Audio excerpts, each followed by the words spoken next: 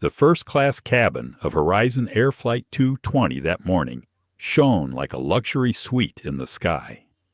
Glasses of sparkling wine, leather seats smelled new, and people believed they were in a different class.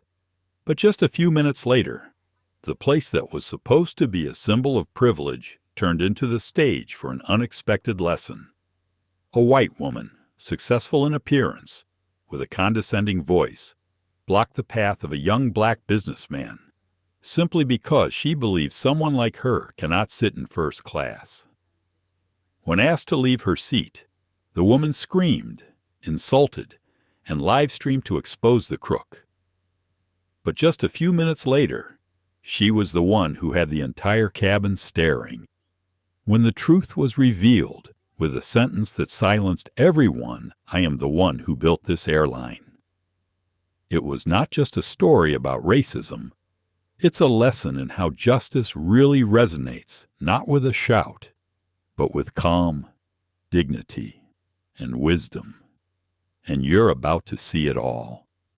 Before we get started, if you believe that justice doesn't need to be loud, please like, share, and subscribe to our channel to continue telling stories where silence speaks for the world. The first-class cabin of Horizon Air Flight 220 smelled faintly of leather and lavender sanitizer, that quiet, polished kind of air that belonged to the wealthy. The hum of the engines was steady, like a low heartbeat beneath polite conversations and the occasional clink of crystal glasses. Outside the window, the tarmac glowed under the morning sun, streaks of silver across a concrete sky. Victoria Sloan stood in the aisle, one hand on her designer tote, the other gripping a glass of champagne she hadn't yet tasted. Everything about her presence demanded space. Her confidence, her clothes, her carefully arranged smile. She was used to being noticed, used to being obeyed. So when she saw the young black woman walking down the aisle toward her row, her brow arched almost instinctively. Alexis Carter moved with quiet precision. Her outfit was simple, an ivory blouse, dark trousers, no visible logos, but something about her carried authority without effort. Her steps were even, her gaze unflinching. She paused at the first row and glanced at her boarding pass. "Seat 1A, she murmured softly, more to herself than anyone else. Victoria blocked the way before Alexis could move closer. "Excuse me," she said, her tone crisp, polite in a way that could cut. "That's my seat." Alexis looked up. "1A?" "Yes," Victoria said flatly. "I think you must be mistaken." She lifted her glass slightly. "Like punctuation. That's a premium seat. Dear, you might want to check your ticket again before we get the staff involved." There was a pause, long enough for nearby passengers to glance over their newspapers. Alexis handed over her boarding pass, calm and deliberate. Victoria scanned it once and gave a tight, skeptical smile. "Oh," she said, almost laughing. "That's cute. You printed this yourself. You know they can check these things digitally now." Alexis didn't move. "This is my seat." The tone was steady, not loud, not defensive, just a simple statement of fact. But to Victoria, it sounded like defiance. Her smile stiffened. "Listen, sweetheart," she said, lowering her voice. "This is first class. I'm not sitting next to whatever neighborhood you crawled out of. I paid good money for peace and quiet." The words landed like a slap sharp, deliberate, meant to sting. The flight attendant, a young man named Ethan Blake, noticed the commotion and approached quickly. "Is there a problem here?" Ladies Victoria turned before Alexis could answer. "Yes," she said, with the confidence of someone used to being right. "This woman seems confused about where she belongs." Ethan glanced at the ticket, then back at Alexis, recognition flickering briefly in his eyes. He knew who she was, but protocol demanded discretion. "Ma'am," he said, his voice careful, "this boarding pass looks valid. I can verify it for you." Victoria gave a small laugh, sipping her champagne as if the whole thing amused her. "Oh, please do. I'd love to see how this works out." Alexis said nothing. She simply watched, eyes steady, as Ethan checked the manifest on his tablet. "I see the confusion," he said after a moment. "Seat 1A is indeed reserved for Miss Alexis Carter." Victoria froze for a second, then smiled again, brittle and bright. "That can't be right," she said quickly. "She must have swapped with someone. Maybe she belongs back there." She nodded toward the coach cabin, where the curtain hung like a border between worlds. Ethan hesitated, unsure how to proceed without escalating things. Alexis finally spoke. "Is there an issue?" The question was gentle, but the weight in it made Victoria blink. For the first time, she seemed slightly uncertain. Still, pride pressed her forward. "The issue," she said, "is that this airline clearly has no standards left. I refuse to sit next to someone who—" She didn't finish the sentence. Maybe she realized what she was about to say. Maybe she didn't care. The air in the cabin shifted, that fragile silence before something breaks. A businessman 2 rows back cleared his throat. The woman across the aisle pretended to scroll her phone, eyes flicking up every few seconds. Ethan spoke again, more firmly this time. "Ma'am, please take your seat. We're about to begin boarding Group 2. But Victoria didn't move. She stood there, the heat of her indignation rising, her face tightening. "Fine," she said at last. "Let her have it. I'll speak to the captain myself. I'm sure he'll be interested to know someone forged their way into first class." She dropped into the next seat, muttering under her breath, "Unbelievable. They'll let anyone up here now." Alexis placed her carry-on in the overhead compartment and sat down in 1A. She smoothed her hands on her knees, her breath steady. She didn't look at Victoria. She didn't need to. I remember thinking later when I watched the footage the world would soon see the silence can sometimes be louder than shouting. In that moment, Alexa's restraint wasn't submission. It was control. She didn't rise to anger because she didn't have to. The truth would rise for her. The cabin door closed. Passengers settled. Engines hummed louder, a deep vibration through the floor. Victoria turned slightly toward the window, pretending to be absorbed in her phone, but her reflection in the glass betrayed her the tight jaw, the darting eyes. She felt it, though she couldn't name it yet, the unease of having just crossed a line that could not be uncrossed. The plane began to taxi. Somewhere behind them, a child laughed. A bell chimed, signaling takeoff, and as the aircraft lifted into the sky, 2 women sat side by side, one still burning with silent fury, the other perfectly still, watching the clouds rise beneath her. It was a small cabin, too small to hide what would come next, because sometimes justice doesn't enter with noise. Sometimes it sits quietly in seat 1A, waiting for the sky to clear. The black sedan slowed before the terminal doors of Portland International Airport. Morning light spilled across the pavement like a curtain being drawn back on a quiet stage. The city was just waking up, but inside the car, silence had already settled, measured, deliberate. Alexis Carter stepped out first. The driver opened her door, but she was already halfway out, briefcase in hand, coat draped neatly across her arm.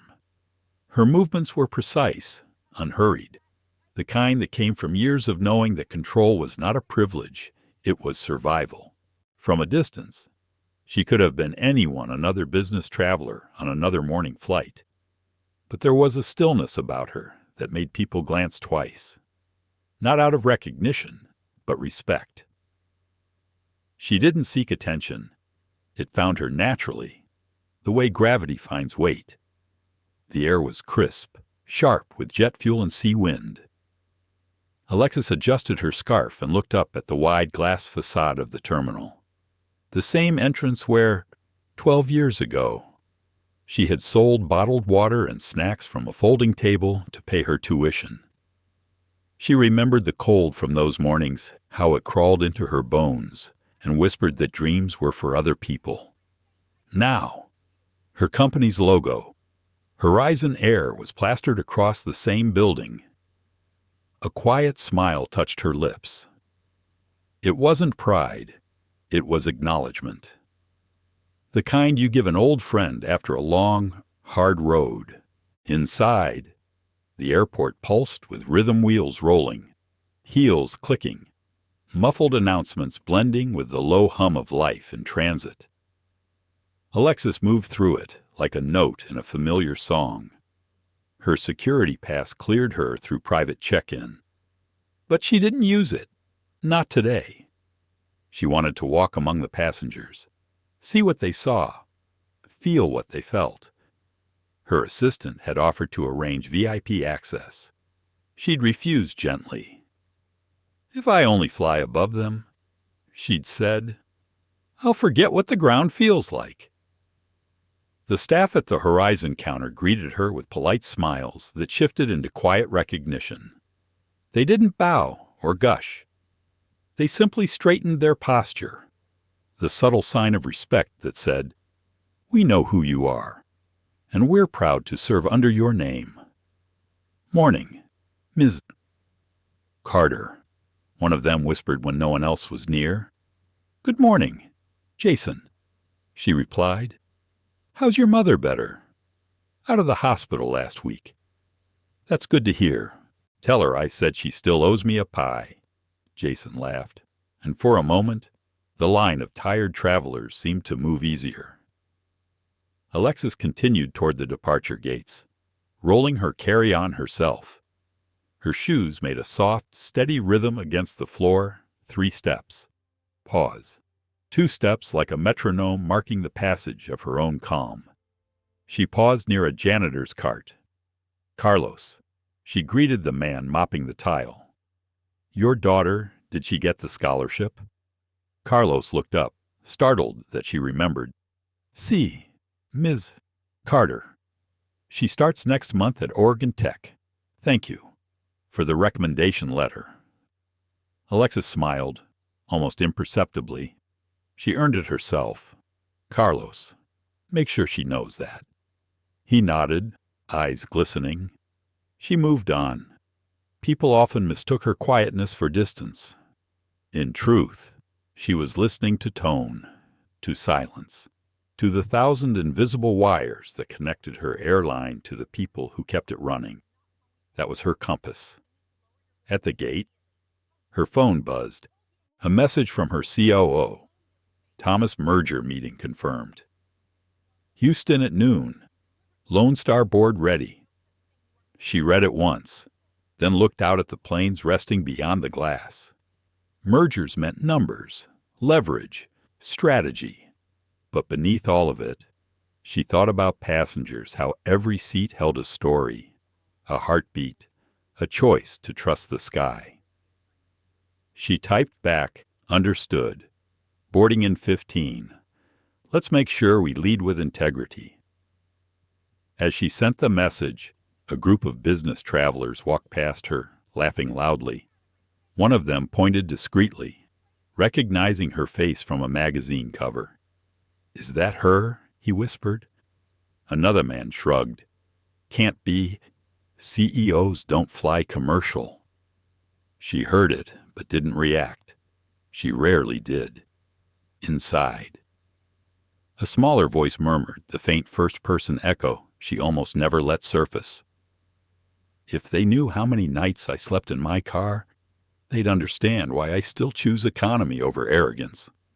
Her boarding pass showed 1A, The same seat she'd designed into the prototype of Horizon's first-class cabin, the one that symbolized comfort without extravagance. She'd spent nights refining that seat's ergonomics, insisting it should cradle every traveler the same way, no matter their income, no matter their color. A reporter once asked her why Horizon's first-class section didn't feel elitist. She had answered, "Because flight, by nature, should lift everyone." As the announcement echoed through the terminal, Alexis stepped into line. She could have boarded early, but she preferred to wait, to observe. The staff member scanning tickets didn't recognize her young, new, probably nervous. She smiled anyway. "Have a wonderful flight," the attendant said mechanically, scanning her pass. "I intend to," Alexis replied softly.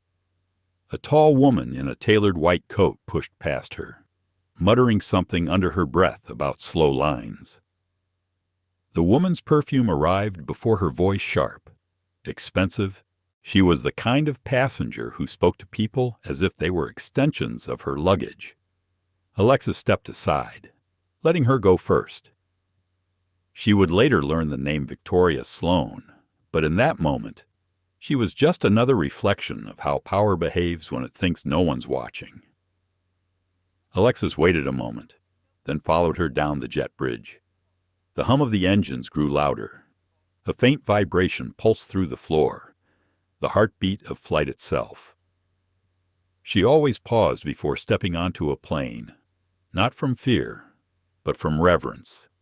The same reverence she had 12 years ago, when she stood outside the terminal, dreaming of a future where her name would mean something besides girl who cleans offices at night. She glanced at the horizon beyond the windows, streaked with morning gold. The sky was clear today. She wondered how long it would stay that way. The seat number on her ticket read like a small promise. 1A, first row, window, her favorite spot, the quiet corner where she could watch the clouds and remind herself what it took to rise above them. She didn't know that within the next 3 hours, that same seat would become a symbol across the world. But for now, she simply placed her hand on the side of the fuselage before boarding, a habit she'd never outgrown. Engineers might call it superstition. She called it gratitude. Inside, the cabin smelled of new leather and coffee, the kind of space designed to make people feel important. She walked through the aisle with a composure that didn't need to announce itself. The flight attendants greeted her warmly, unaware or pretending not to know who she was. She took her seat, set her briefcase beneath her legs, and exhaled slowly. In the reflection of the window, the terminal looked distant now, like a chapter closing. The engines began to stir, gentle at first, then deeper, the promise of movement. Across the aisle, the woman in the white coat was adjusting her purse, tapping on her phone. The first chord of their silent collision had already been struck. "I remember thinking," Alexis would later recall silently, how quiet the cabin felt just before everything erupted. The plane door closed with a muted thud, sealing the world outside. And in that pressurized calm just before takeoff, the universe began aligning for a confrontation neither of them could escape. The hum of the terminal followed Alexis Carter as she walked toward the private lounge. A subtle shift in air always seemed to accompany her presence, though she never asked for it. People noticed, even when they pretended not to. At the Horizon check-in counter, one of the senior clerks lifted his head and caught sight of her. Their eyes met. He gave a small nod, no words, no ceremony, just recognition, respect wrapped in silence. She returned the gesture, a faint movement that spoke louder than a greeting ever could. That was how things worked inside Horizon Air. Respect was quiet here. No one bowed, no one flattered. The culture she had built from the ground up valued steadiness over show. Everyone mattered from the executive boardroom to the baggage bay. The motto wasn't printed on walls or embossed on uniforms. It lived inside people, in how they treated each other when no one was watching. She paused by a window overlooking the runway. Planes taxied slowly across wet asphalt, their reflections trailing beneath them like ghosts of purpose. Every one of those aircraft carried her name somewhere deep within its wiring, its design, its philosophy. Not in the corporate sense, but in the human sense, the belief that flight was not a luxury, but a shared human right. A crew member pushing a catering cart passed behind her. He hesitated, almost said something, then thought better of it. She noticed, smiled gently, and spoke first. "You're with Flight 220, right?" "Yes, ma'am," he said, startled. "We're just finishing the load." "Thank you. Make sure the coffee's fresh. First flight set the tone for the day." "Yes, ma'am." He smiled, grateful she had seen him. She checked her watch. 3 hours to Houston. 3 hours until she would sit across from men who believed mergers were about numbers, not people. She knew what they wanted from Horizon Air: a brand, a name, a symbol of diversity to paste across their corporate reports. But what she wanted was something different. She wanted permanence, not presence. Her phone buzzed. A message from Thomas, her COO. "Final confirmation from Lone Star. They've agreed to your terms. 12 p.m. Meeting. Captain Harris ready for departure." She typed a short reply. "Good. Tell the team to remember who we are. Dignity first, always." As she slid the phone into her pocket, she noticed her reflection in the glass. A woman in her late 30s, calm, composed, almost unreadable. The world saw a CEO, but she still saw the young woman who once slept in her car outside this airport, sketching business plans under the dome light. Success hadn't erased those nights. It had only taught her how fragile respect could be when people forgot where they came from. A child's laughter pulled her from the thought. A little boy stood near the window beside his mother, pointing at a Horizon jet lifting off into the clouds. "Mom," he said, "one day I'm going to fly that." The mother smiled, indulgent, but tired. Alexis crouched slightly, meeting the boy's eyes. "Then keep that promise," she said softly. "Dreams like that build wings before the plane ever does." The mother thanked her, unaware she was speaking to the woman who owned the airline. Alexis preferred it that way. Titles complicated truth.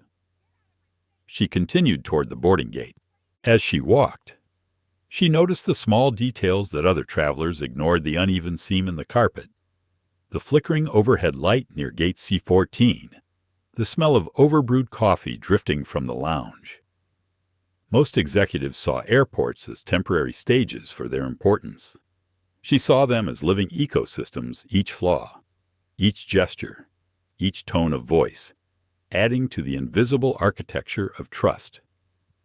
Her mind drifted to the coming meeting. Lone Star Airlines, bigger, older, wealthier, wanted to absorb Horizon's roots and leverage its community image. They had underestimated her. Of course, most did. They'll expect compliance, she thought. They always do, until they learn I wrote the rules they're following. Sometimes, in the quiet before confrontation, she wondered if humility had limits. The world often confused calm with weakness. She let them. There was power in letting people underestimate you. Her assistant, Claire, caught up to her, slightly out of breath. "Ms. Carter, they're ready to escort you to the lounge. Captain Harris is requesting a brief word before boarding." "Tell him I'll meet him on the plane," Alexis said. "I want to walk through the gate like everyone else." Claire hesitated. "You sure? Ma'am, security, I'm sure." Alexa's tone was soft, but final. As Claire nodded and retreated, Alexa's gaze drifted back toward the line forming at Gate B7. Ordinary travelers, families, business people, students each carrying their own invisible battles. She watched them interact with Horizon staff, a young woman thanking a gate agent, an elderly man getting help with his ticket. Small moments, brief but sincere.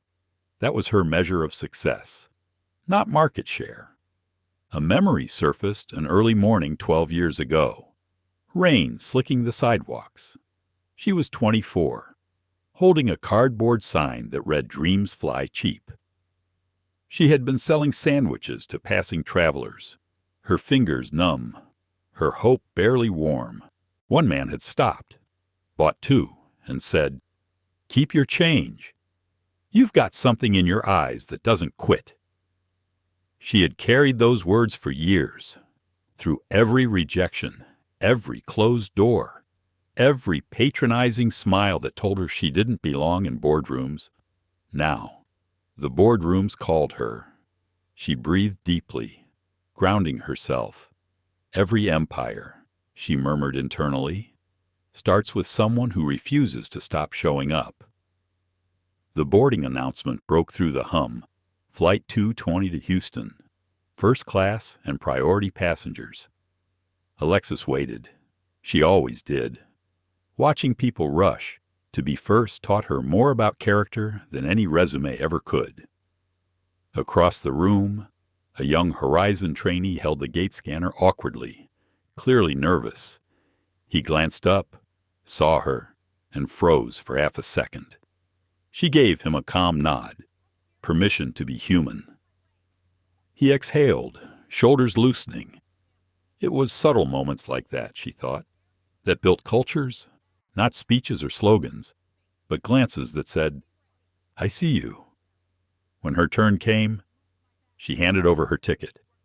The trainee's hand trembled slightly as he scanned it. "Have a great flight, Ms." He caught himself, lowering his voice. "Carter, thank you." "Michael," she replied, reading his name tag. "And don't worry. The nerves mean you care." He smiled. "Yes, ma'am." She stepped into the jet bridge, cool air brushing against her skin. Ahead waited the plane, the crew, the next test of what she stood for. She had no idea the test would come not from business rivals, but from a stranger sitting too close to her seat. Her thoughts flickered to Thomas's message again. The merger, the headlines, the potential to reshape an industry that still pretended equality was a policy, not a mindset. But something in her gut whispered that the real battle wasn't in conference rooms. It was right here, among strangers, in how people treated one another when status disappeared at 30,000 feet. As she boarded, Ethan Blake, one of Horizon's most trusted attendants, greeted her quietly. He recognized her immediately, but kept his tone neutral. "Good morning, sorry. Ma'am, welcome aboard." "Morning. Ethan," she said. "Smooth day so far." "So far," he replied with a knowing smile. "Let's keep it that way. I trust you will." She moved down the narrow aisle toward her seat, the hum of the engines low, steady, patient. The aircraft smelled faintly of leather and citrus polish. Her seat 1A waited near the front, sunlight spilling over it through the window. As she placed her bag beneath the seat, she caught a glimpse of herself reflected in the glossy black of the monitor. Calm, composed, ready. The world saw a woman of success. She still saw the girl who once mopped these very floors. And for a brief second, that younger self whispered inside her mind, "Don't ever let them change what kindness means." Then, with one last look down the aisle, Alexis settled into her seat.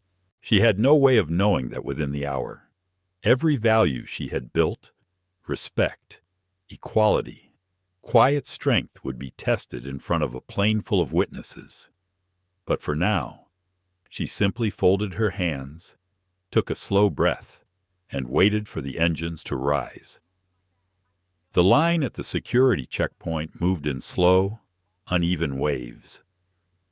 Alexis Carter waited quietly among the travelers, her carry-on balanced against her leg, her phone face down in her hand.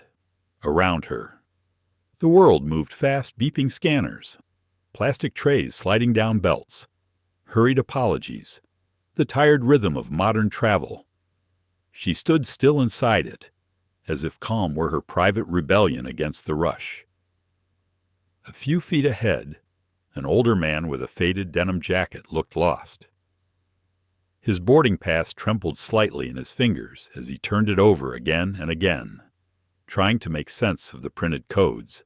He leaned close to a uniformed agent, who gave him the sort of polite but impatient smile reserved for people who slow things down. The man stepped aside, confused, muttering something about C-14. Alexis watched him for a moment before stepping forward. "Excuse me, sir," she said gently.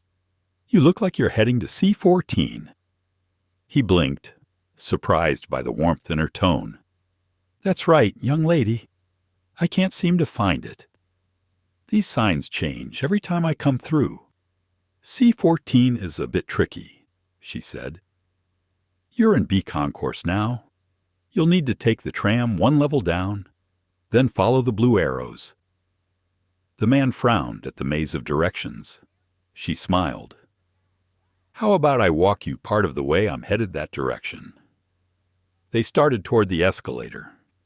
He moved slowly, his small suitcase wobbling behind him. "You travel a lot?" he asked.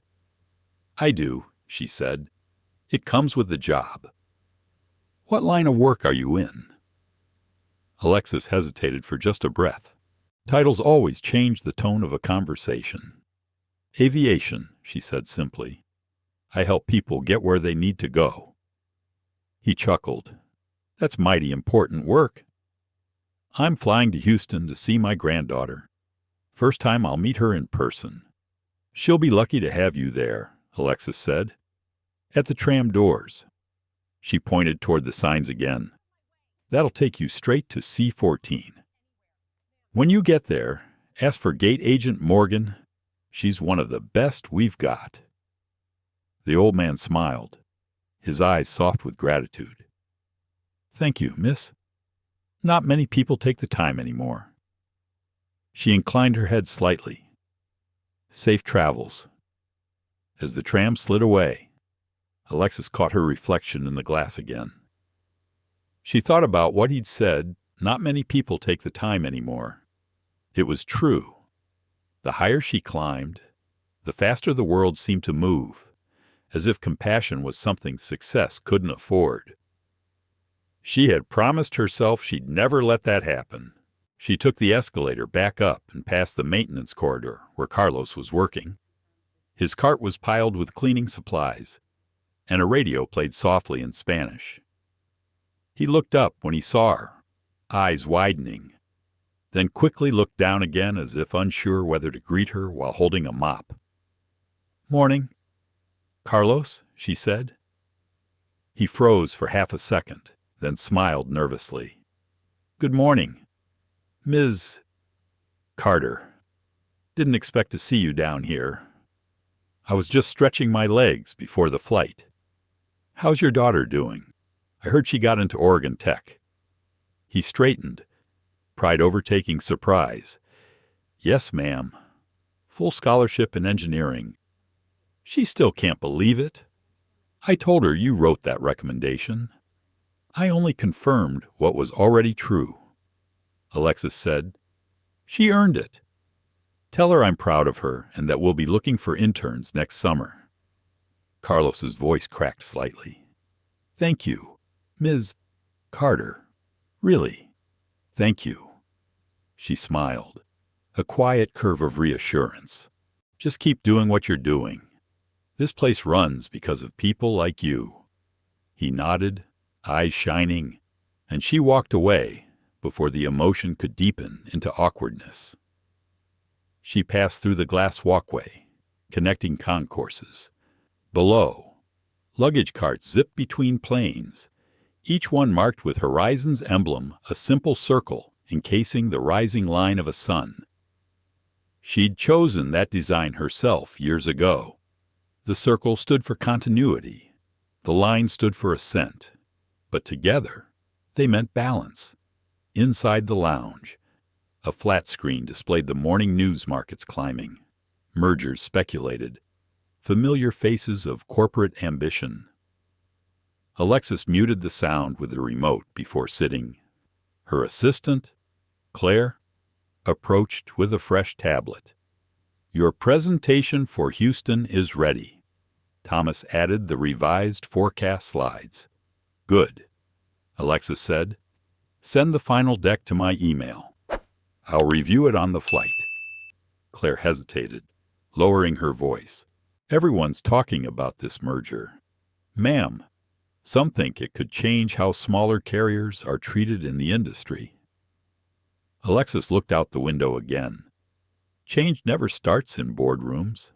Claire, it starts where people think no one's paying attention." Claire nodded slowly. Moments later, the lounge attendant approached with a tray of coffee. Alexis accepted a cup and thanked her by name, reading the tag, as she always did. The woman blinked in surprise, then smiled shyly. "Most people don't notice," she said. "Names matter," Alexis replied. "They remind us we exist." When the attendant left, Alexis took a small sip and leaned back.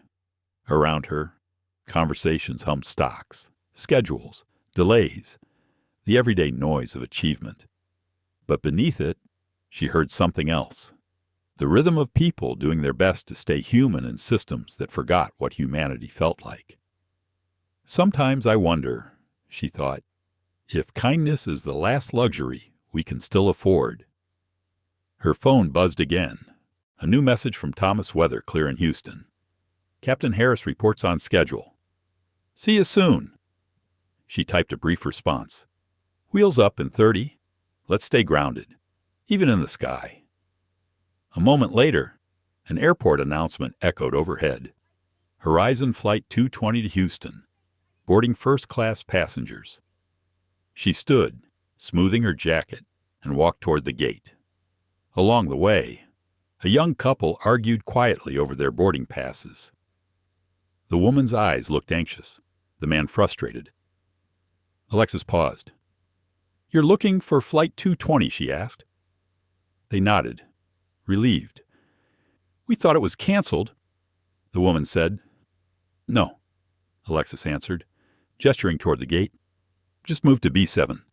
You're in the right place now." They thanked her, unaware they had just spoken to the woman who owned the airline. She smiled again. The anonymity suited her. It kept her connected. By the time she reached the gate, Ethan Blake stood ready with his calm, professional smile. "Morning again, Ms. Carter," he said quietly. "We're set for boarding. Good work." "Ethan," she said, "let's make it a good day." As she scanned her pass and stepped through the jet bridge, she caught one last glimpse of the terminal behind her. The old man boarding his tram, Carlos polishing a brass rail, the couple finding their seats, the staff moving with practiced grace. Ordinary moments, invisible to most, but to her they were the real pulse of flight. The engines outside began their soft mechanical hum, a reminder of the machinery she had built not of steel and fuel, but of people. She thought of her father's words when she'd first told him she wanted to start an airline. "The sky doesn't belong to anyone, Lexi, but you can make it kinder." That was what she'd done, what she'd keep doing. As she settled into seat 1A, a warmth spread quietly through her chest. Not pride, exactly, but alignment. The world might measure power by altitude.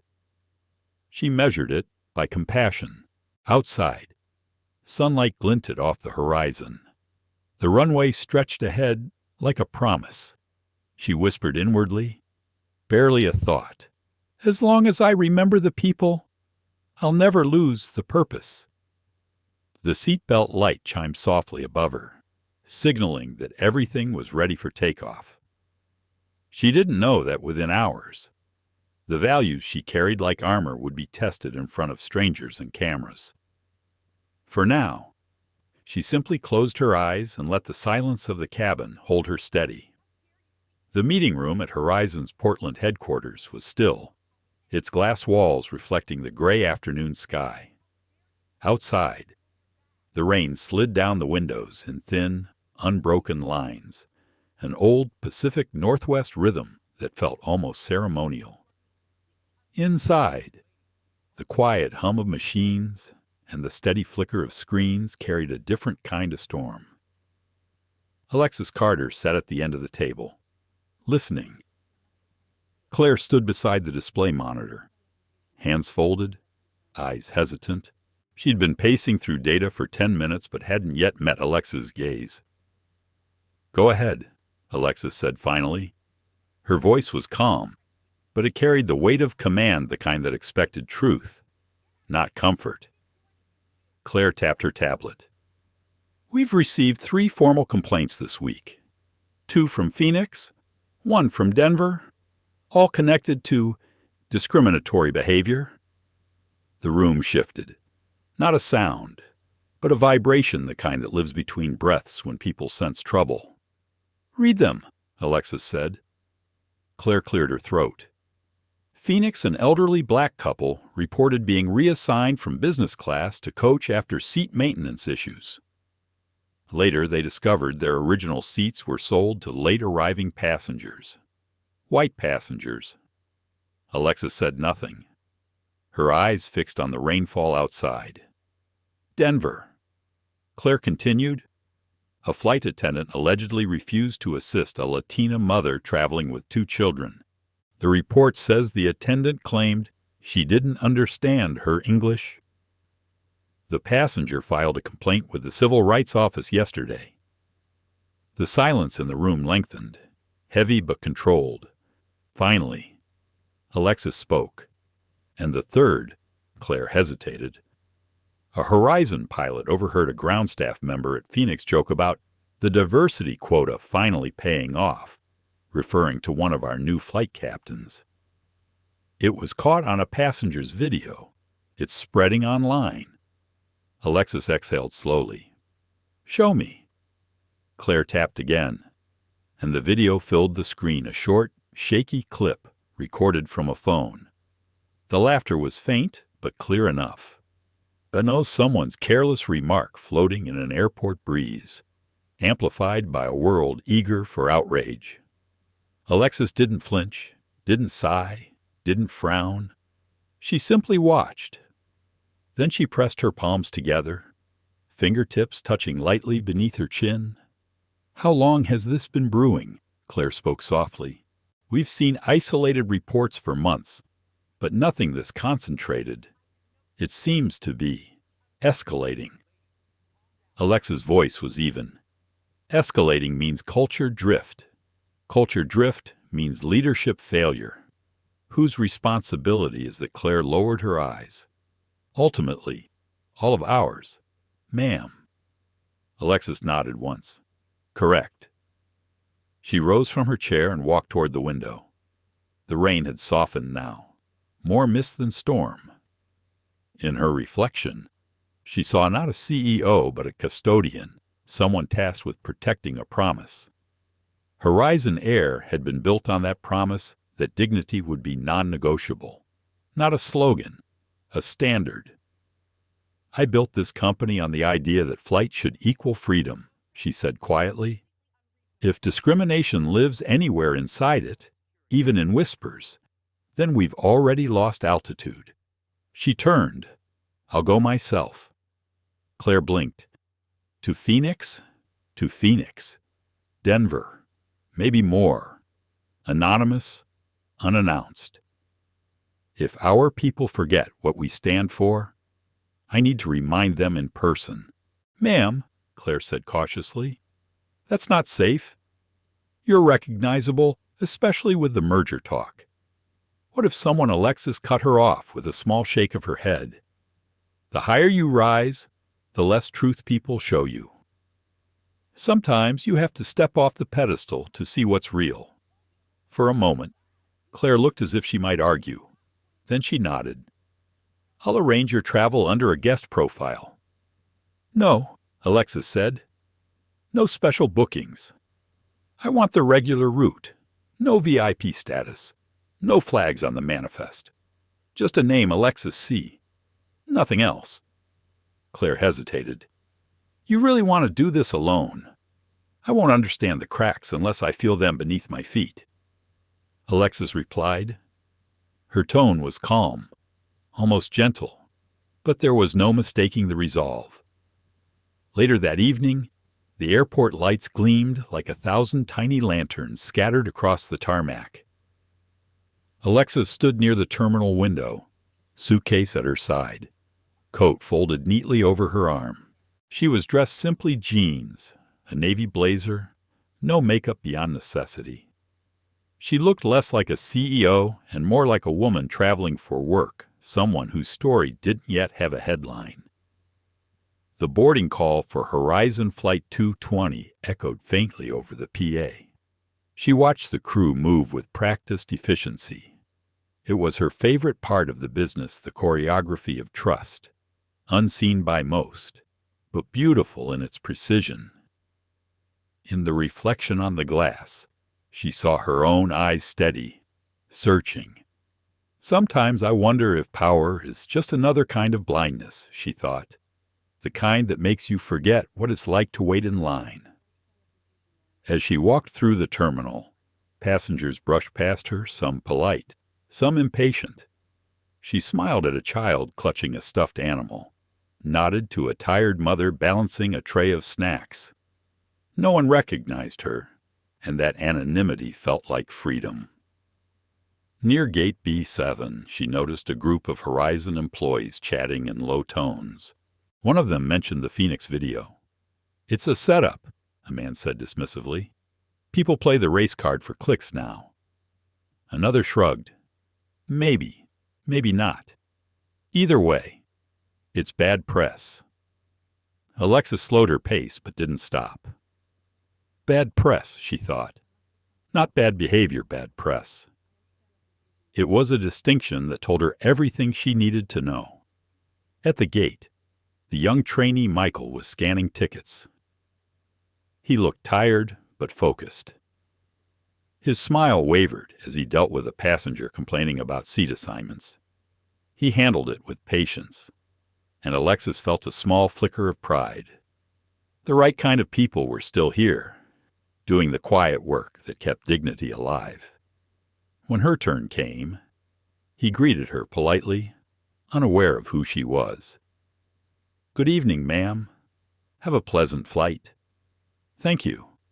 Michael, she said, and he blinked at the sound of his name, wondering how she knew it.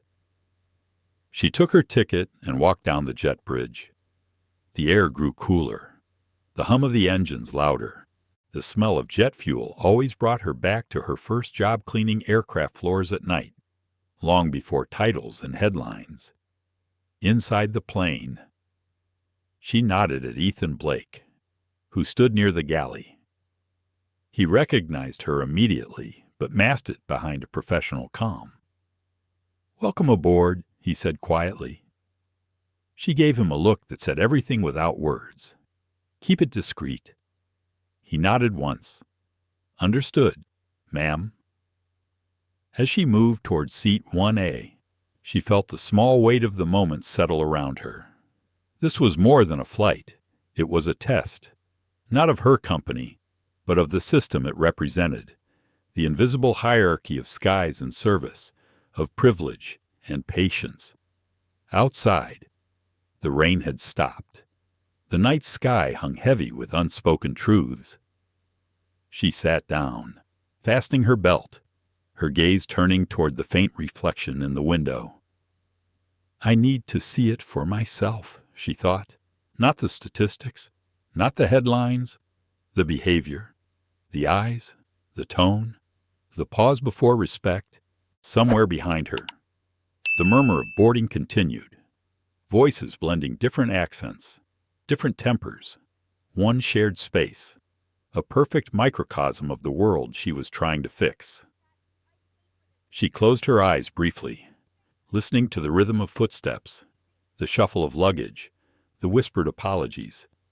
It all sounded ordinary, but she knew better. The extraordinary always hid in the ordinary. That was where change began, or where decay spread. When she opened her eyes again, she saw the reflection of another woman approaching down the aisle. Confident, expensive perfume, white coat gleaming under cabin light. Victoria Sloane. Alexis didn't know her name yet, only that the air had shifted, the way it always did before a storm.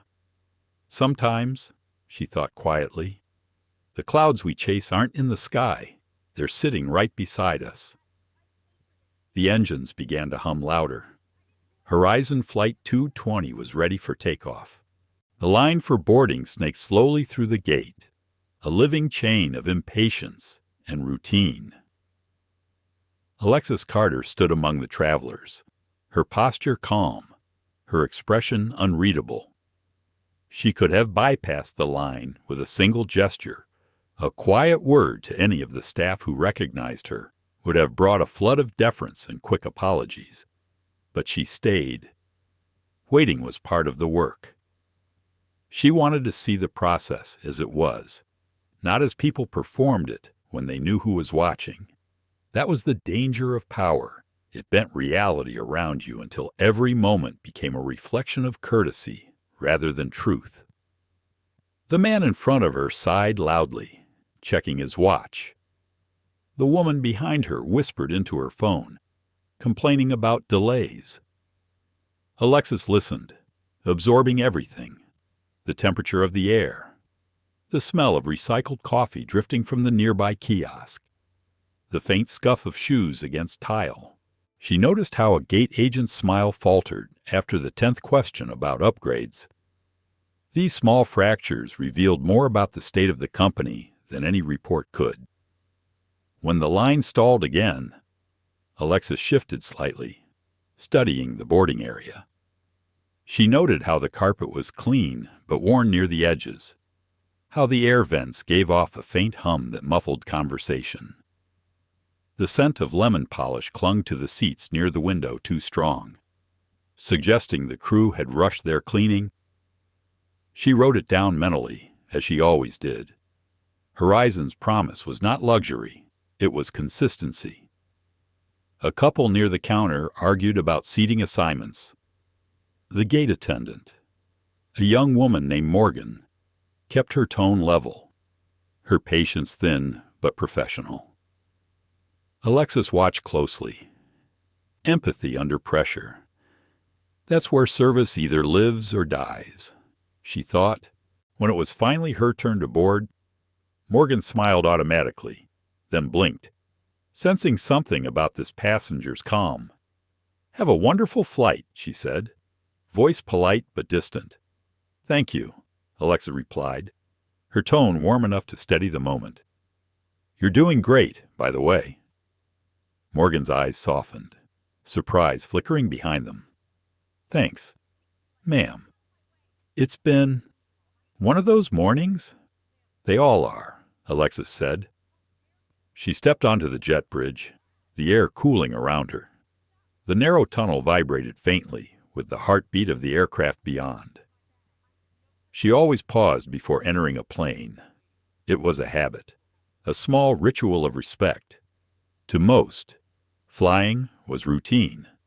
To her, it was still miraculous. Inside, the cabin buzzed quietly with the sounds of early boarding overhead bins opening, seatbelts clicking, a flight attendant's careful laughter smoothing over a passenger's irritation. Alexis glanced around, eyes tracing the details she'd helped design years ago. The leather headrests, the curve of the lighting panels, the soft overhead tones, all part of her effort to make the space feel humane, not sterile. Ethan Blake, the attendant stationed at the front, caught sight of her. His recognition was immediate but silent. His professionalism never cracked. "Good evening, ma'am. Welcome aboard." She smiled faintly. "Evening, Ethan." "How's the crew holding up, running smooth so far?" he said. His voice was steady, but his eyes held a question. She didn't answer aloud. Not yet. Her glance replied, "Let me see first." As she made her way to seat 1A, the first row on the left, she brushed her fingers along the edge of a seat arm. The leather was clean, but slightly dry. Maintenance hadn't conditioned it properly. She made another mental note. Details mattered. The small things were what passengers remembered long after the flight ended. When she settled into her seat, she kept her eyes open, absorbing everything like a camera. The tone of crew interactions, the rhythm of movement, the unspoken hierarchies of travel. Across the aisle, a young man in a gray suit tapped away at his laptop, muttering about spreadsheets. A mother juggled snacks and a restless child. Two older men compared golf scores and investments. And behind them all, the hum of engines rising, low and steady, like the sound of inevitability. Ethan approached with the tray of welcome drinks. "Can I get you something to start with?" "Just water," Alexis said. He nodded, setting the glass down carefully.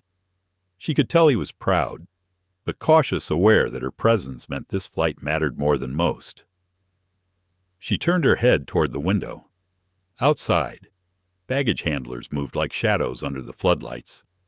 The choreography was imperfect but familiar. She could almost feel the rhythm of it, the thud of suitcases, the hiss of hydraulics. Her phone buzzed quietly. A message from Claire. "Everything set for your arrival. Lone Star Board expects confirmation by noon tomorrow." Alexis typed a short reply. "Understood. But for now, I'm just another passenger." She slipped the phone away and reached for the small leather notebook she always carried. She wrote a few lines in neat, measured handwriting. Smile 7, genuine, 3 forced, carpet clean but fading near gate, lemon scent overpowering replaced with neutral tone, crew professional under pressure. Then she paused, tapping the pen lightly.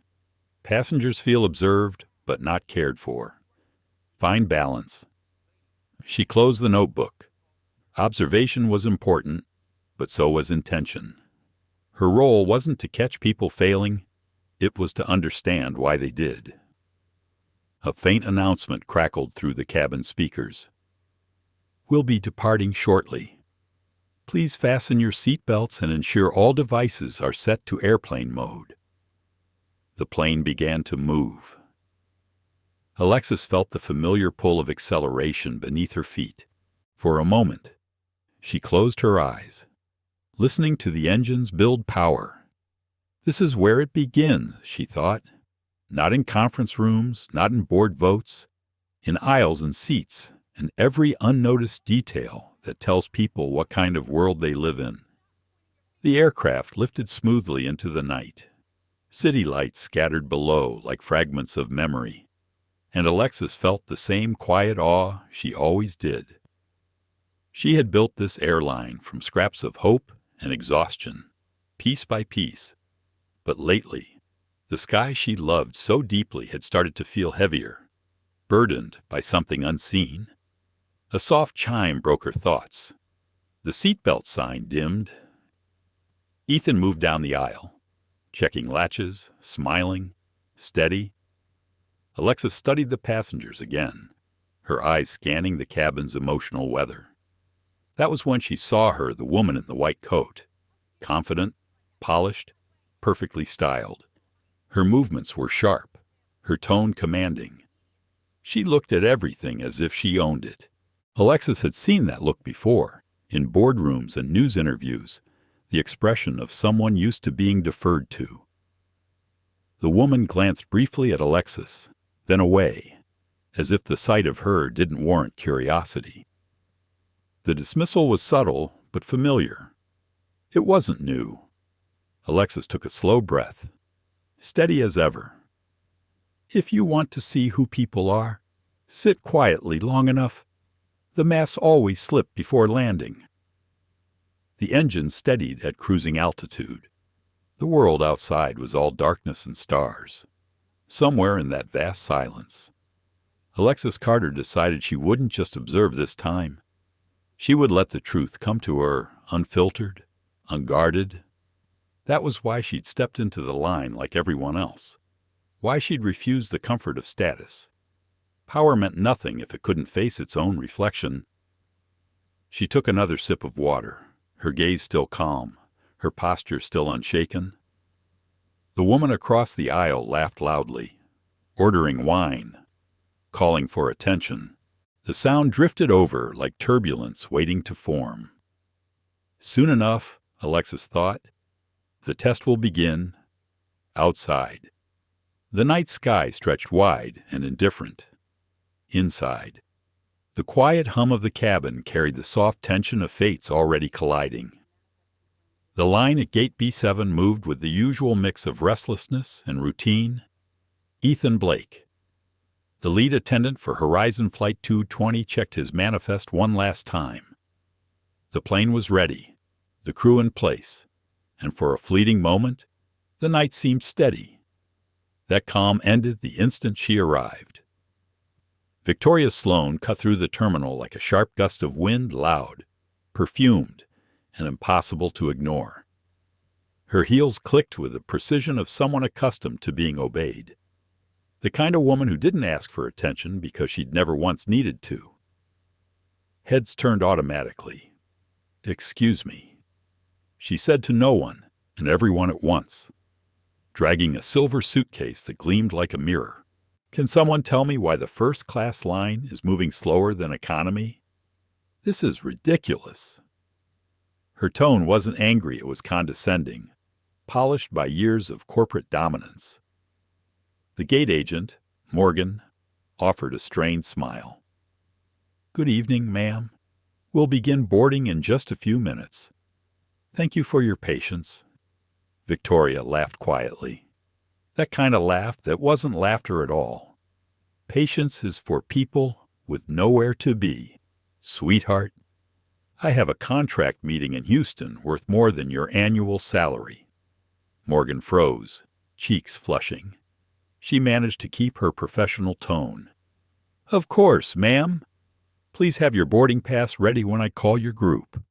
Victoria rolled her eyes, muttering something under her breath about incompetence in uniforms. Her words, though quiet, carried far enough. The couple next to her shifted uncomfortably. Someone else coughed, pretending not to hear, but everyone heard. Alexis Carter stood a few steps away, quietly watching. She didn't react, not yet. Observation first, response later. It was how she learned the truth about people. And in that brief moment, she understood what kind of woman Victoria Sloan was. The energy around her moved like static, entitled, impatient, unkind, the kind that infected a room before anyone knew what was happening. Ethan, who had stepped out from the jet bridge to assist boarding, caught Alexis's eye. The smallest flicker passed between them an unspoken understanding. Something was about to unfold. Victoria tapped her phone impatiently. "Unbelievable," she said loudly. "I'm paying for a first-class experience and getting airport theater instead. Typical." Alexis turned her gaze toward the window, watching the reflection instead of the woman herself. "Some people mistake loudness for strength," she thought. "They forget silence has its own gravity." The boarding announcement came through. First-class passengers and Horizon Premier members. Now boarding Flight 220 to Houston. Victoria surged forward, nearly bumping into the elderly man Alexis had helped earlier. His boarding pass fluttered to the floor. "Oh, I'm so sorry," Victoria said without looking down, stepping over it. Alexis bent to pick it up. The old man smiled faintly, embarrassed. "Thank you, miss." She returned the pass to him, her voice steady. "Take your time, sir. The plane's not leaving without you." He nodded, his gratitude quiet but clear. Victoria was already at the front, thrusting her ticket toward Morgan. "Seat 1B. Don't scuff my luggage," she said sharply. "Yes, ma'am," Morgan replied, her voice tightening as she scanned the pass. Alexis waited a few seconds before stepping forward. Morgan seemed relieved to see her next. The warmth returned to her tone. "Have a good flight, ma'am." Alexis smiled. "You too. Don't let the wind rattle you." Morgan's eyes softened. She mouthed, "Thank you."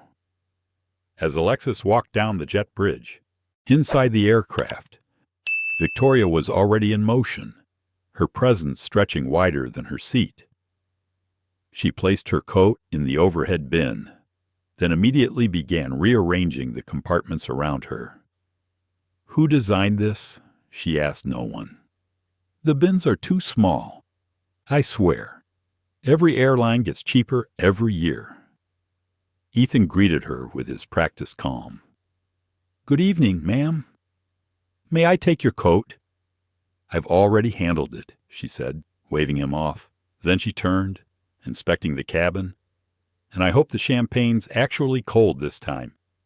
"Yes, ma'am," Ethan replied, still composed. "We'll be serving once all passengers are seated." Alexis entered the cabin behind her. She moved quietly, scanning the details: crew movements, seating flow, cabin atmosphere. The air smelled faintly of citrus polish and fuel, a blend of order and tension.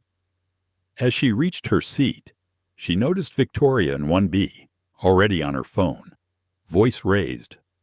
"I told them I'm not discussing contracts over Zoom.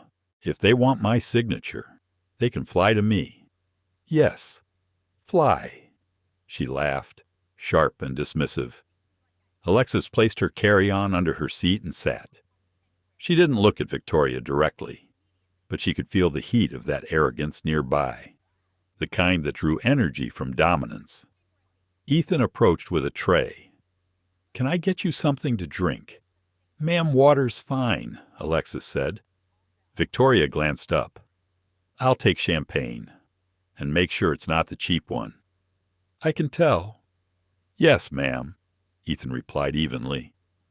When he turned away, Alexis caught the faint tightening of his jaw. He'd been in the industry long enough to know how words could bruise without raising a voice. Alexis' eyes lingered on the cabin lights overhead, their glow warm but sterile. "It's strange," she thought, "how easily cruelty passes for confidence when no one calls it by name." Victoria continued talking loudly, her laughter sharp enough to cut through the hum of engines. She complained about hotel service, delayed chauffeurs, underpaid assistants. The more she spoke, the smaller the cabin felt. Alexis didn't interrupt. She just observed. That was her power, her stillness. When you stop trying to be heard, people reveal who they are. Ethan returned with the drinks. "Here you are, Ms. Sloane, chilled as requested." Victoria gave him a perfunctory nod, barely glancing up. Finally, she took a sip, frowned. "It's too warm. You might want to check your standards." Ethan's expression didn't change, but Alexis noticed the flicker of discomfort behind his calm. She felt a quiet pang of sympathy for him and a sharper curiosity for what would happen next. The captain's voice came over the intercom. "Good evening, ladies and gentlemen. This is Captain Harris. We'll be departing shortly for Houston. Sit back, relax, and enjoy your flight." As the plane began to taxi, Alexis caught her own reflection in the window again. Beyond the glass, runway lights stretched endlessly into darkness.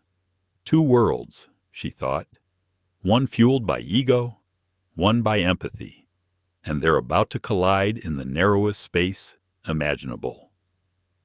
Victoria adjusted her seat, turned toward Alexis, and smiled with a practiced kind of friendliness, the kind that hides condescension Busy flight. Isn't it, I suppose they'll let anyone up here these days? Alexis looked at her briefly, her expression unreadable.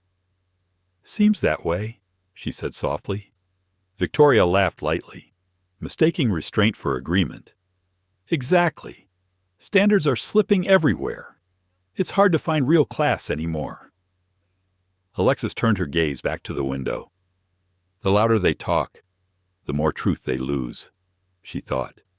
The engines roared, the plane lifted, and somewhere between earth and cloud, the quiet battle began, not of noise or status, but of patience and principle.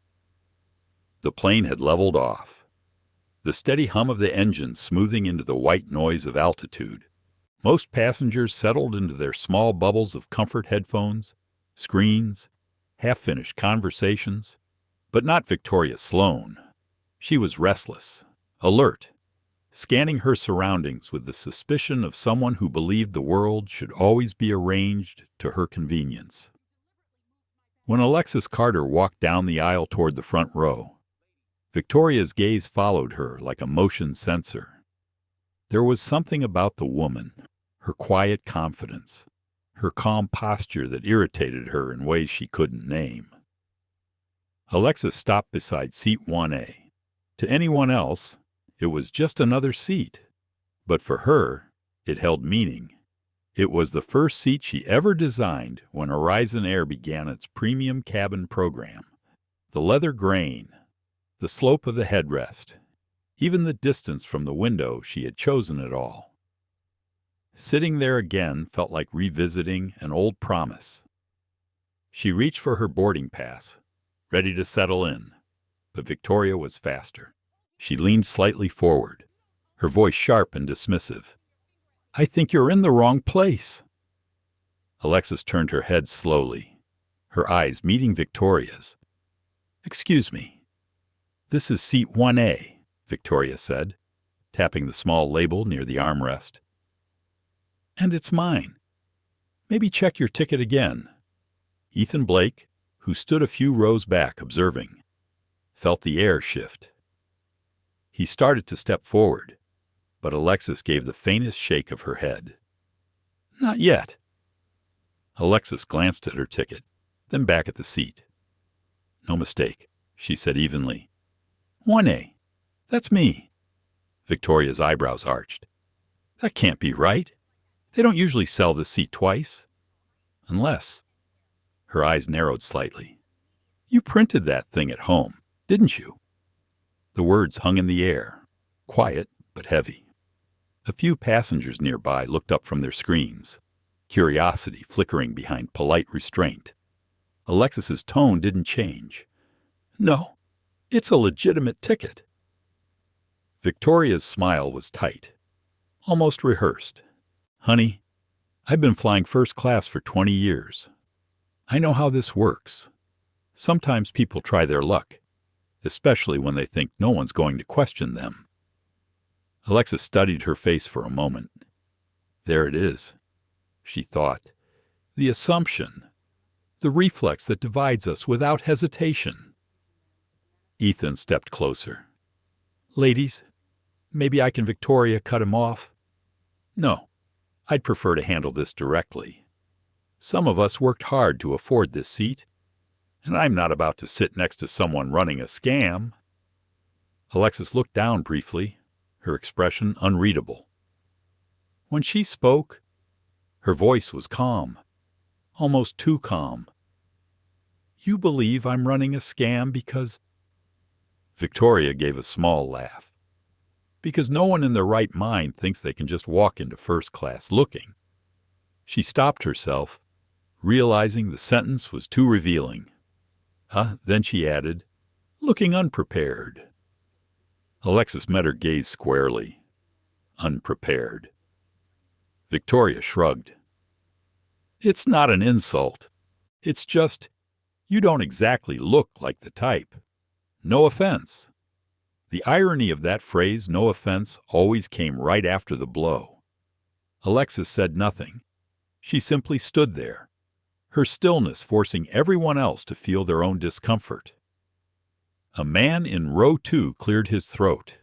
Maybe check the manifest, he suggested softly, trying to diffuse the tension. Ethan nodded, moving quickly to his tablet. I'll verify right now. Ma'am, just a moment. Victoria folded her arms, sighing dramatically. I'm sure she's just mistaken. Happens all the time. Alexis remained silent.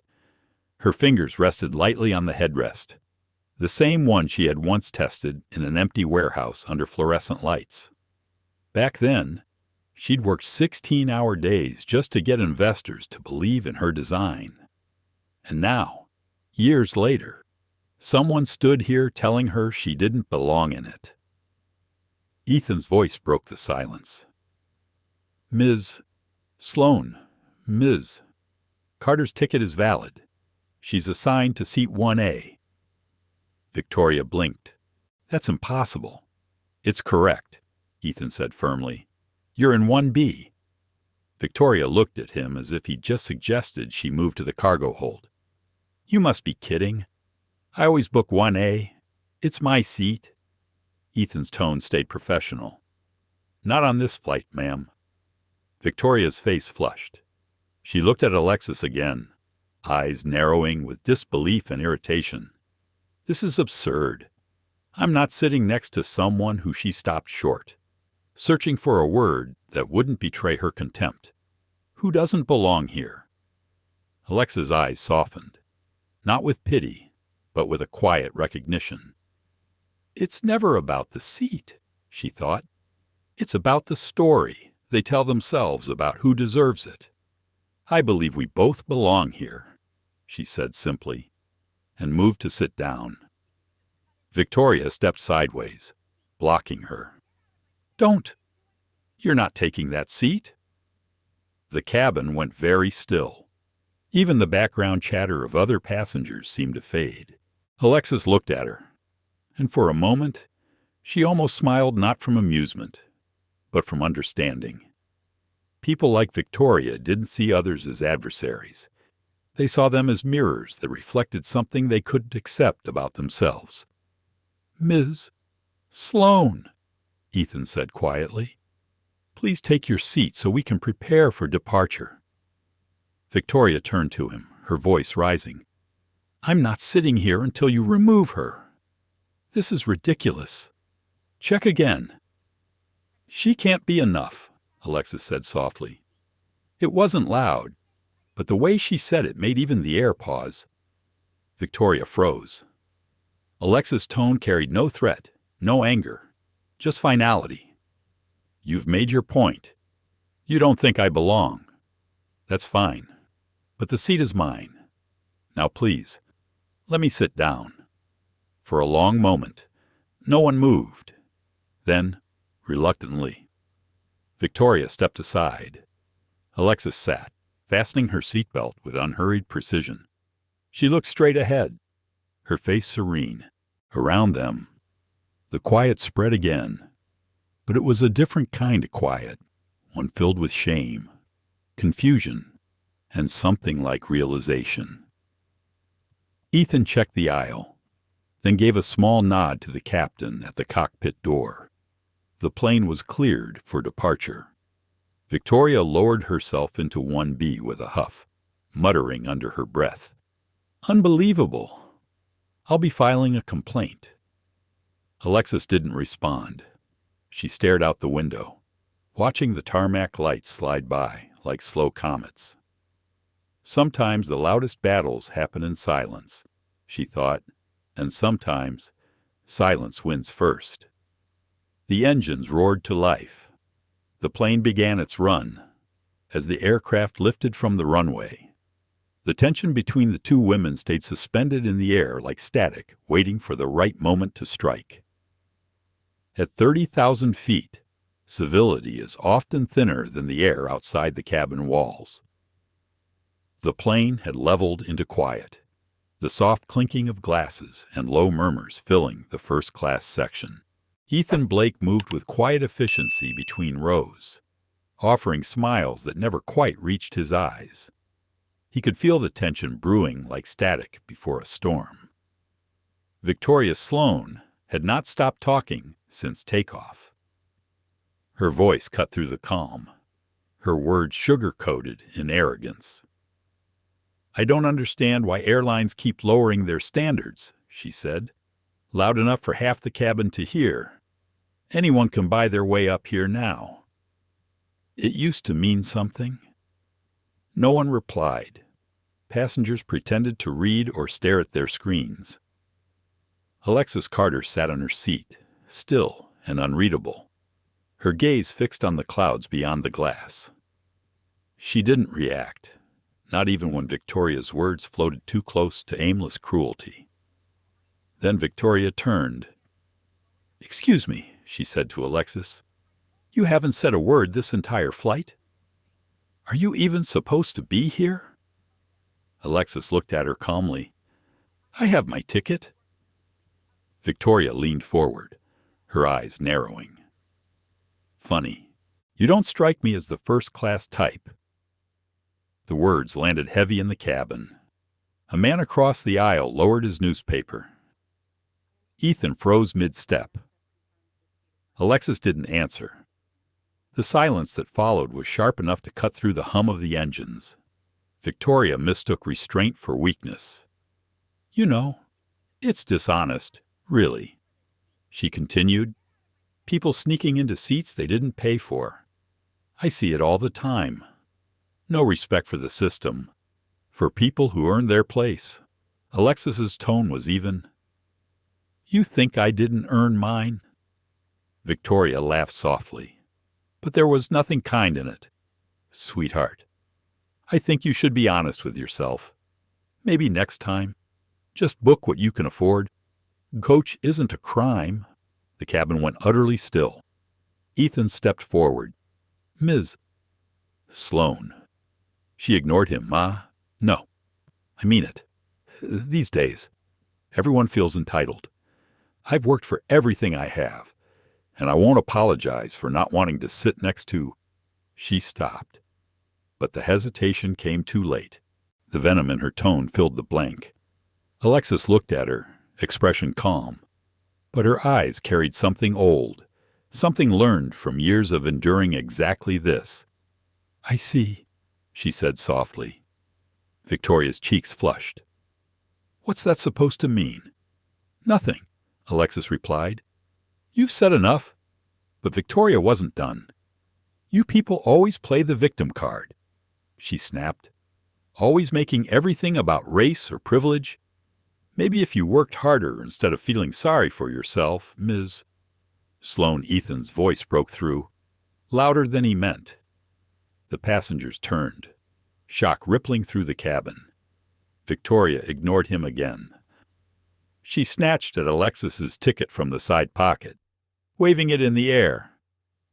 "Let's see how real this is. Maybe you forged it."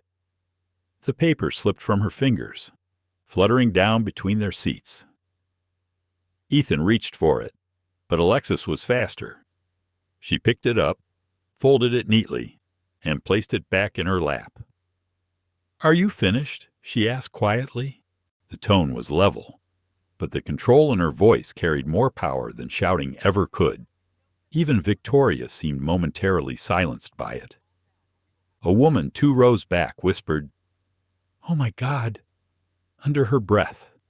Someone else muttered, "Unbelievable." Victoria's composure cracked. "You're all just taking her side, because no one's taking sides," Alexis said. "Only watching." Her words were soft, but they echoed through the cabin like a verdict. Victoria stood, her voice trembling with rage. "You think you can talk to me like that? You're lucky I don't." The plane jolted slightly in turbulence, the motion cutting her off. She stumbled, gripping the seat back for balance. It wasn't much, but the timing felt like punctuation nature itself, demanding silence. Ethan stepped between them, calm but firm. "Ms. Sloane, please sit down." The captains asked for all passengers to remain seated. "I'm not sitting next to her," Victoria hissed. "She doesn't belong here." Ethan didn't answer. He simply looked at her, the kind of look that says more than words ever could. Alexis remained seated, her hands resting loosely in her lap. Her breathing was steady. "Don't let her drag you down to her noise," she thought. "Let the silence do the work." For several long seconds, the cabin held its breath. Then, from behind, an older gentleman spoke softly. "Ma'am, maybe you should let it go. You're embarrassing yourself." Victoria turned sharply. "Excuse me." He didn't raise his voice. "We all saw what happened. Just sit down." It was the kind of sentence that stripped away her last illusion of control. Her lips trembled with fury, but she had no reply. Ethan guided her gently but firmly back into her seat. "Please, Miss Sloane," he said quietly. "Let's not make this worse." Victoria glared out the window, muttering under her breath. Alexis didn't look at her again. She simply exhaled, slow and measured. The quiet returned. But now it was charged every passenger aware that they'd just witnessed something raw and ugly, something that spoke louder than words about how the world still worked. Alexis closed her eyes briefly. "People think dignity is quiet because it's weak," she thought. "But the truth is, silence is the only thing loud enough to reach the guilty." When she opened her eyes again, Ethan was standing near the galley, pretending to check the service list. Their eyes met briefly, and he nodded once, gratitude, respect, apology, all folded into a single gesture. Victoria shifted in her seat, fuming, whispering under her breath, trying to reclaim her old power. But it was gone. The cabin had turned on her, not with anger, but with the cold withdrawal of human respect. Outside, the clouds rolled by in quiet formation, indifferent to the chaos inside the cabin. For the rest of the flight, no one spoke above a whisper. The air inside the first-class cabin had changed. It wasn't just tension anymore. It was pressure, the kind that made people breathe shallowly, afraid that even the sound of air could set something off. Oh, Ethan Blake moved like someone crossing a minefield. Every gesture had to be precise, every word chosen with care. Victoria Sloane sat rigid in her seat, her lips pressed into a thin white line. Her chest still rose and fell sharply, the remnants of fury clinging to her like static. Passengers avoided looking at her directly, but their discomfort filled the air. Even those who had tried to ignore the earlier confrontation now shifted uneasily, aware that something deeper than a simple argument had taken place. Ethan approached quietly, kneeling slightly beside Victoria's seat. "Miss Sloane," he said in a low voice, "can I offer you some water?" She turned on him with a glare. "You can offer me a flight attendant who knows how to do his job." Ethan didn't flinch. "I'm sorry you feel that way. Ma'am, we just want everyone to have a comfortable flight." "I'll be comfortable," she snapped, "when that woman is moved." Her words landed like gunfire in the confined space. Alexis didn't turn her head, but her jaw tightened for a fraction of a second. Then it relaxed again, her eyes staying on the window, calm and still. Ethan hesitated, choosing silence over contradiction. He stood, glancing toward the galley where the chief attendant, Olivia Chen, was watching from the curtain. She was in her 40s, sharp-eyed, composed, the kind of leader who could stop a fire by looking at it. He gave her a subtle nod, the signal. Olivia stepped forward, her voice gentle but carrying authority. "Good afternoon, everyone. We apologize for any disturbance earlier. Please know we're doing everything possible to ensure a smooth and safe flight." The passengers nodded, grateful for the reassurance. The tone of her voice restored a fragile sense of order, though it hung by threads. Then Olivia approached Victoria, lowering her voice to a professional whisper. "Ms. Sloane, I understand you're upset, but I need you to lower your voice and remain seated for the duration of the flight." Victoria's face reddened.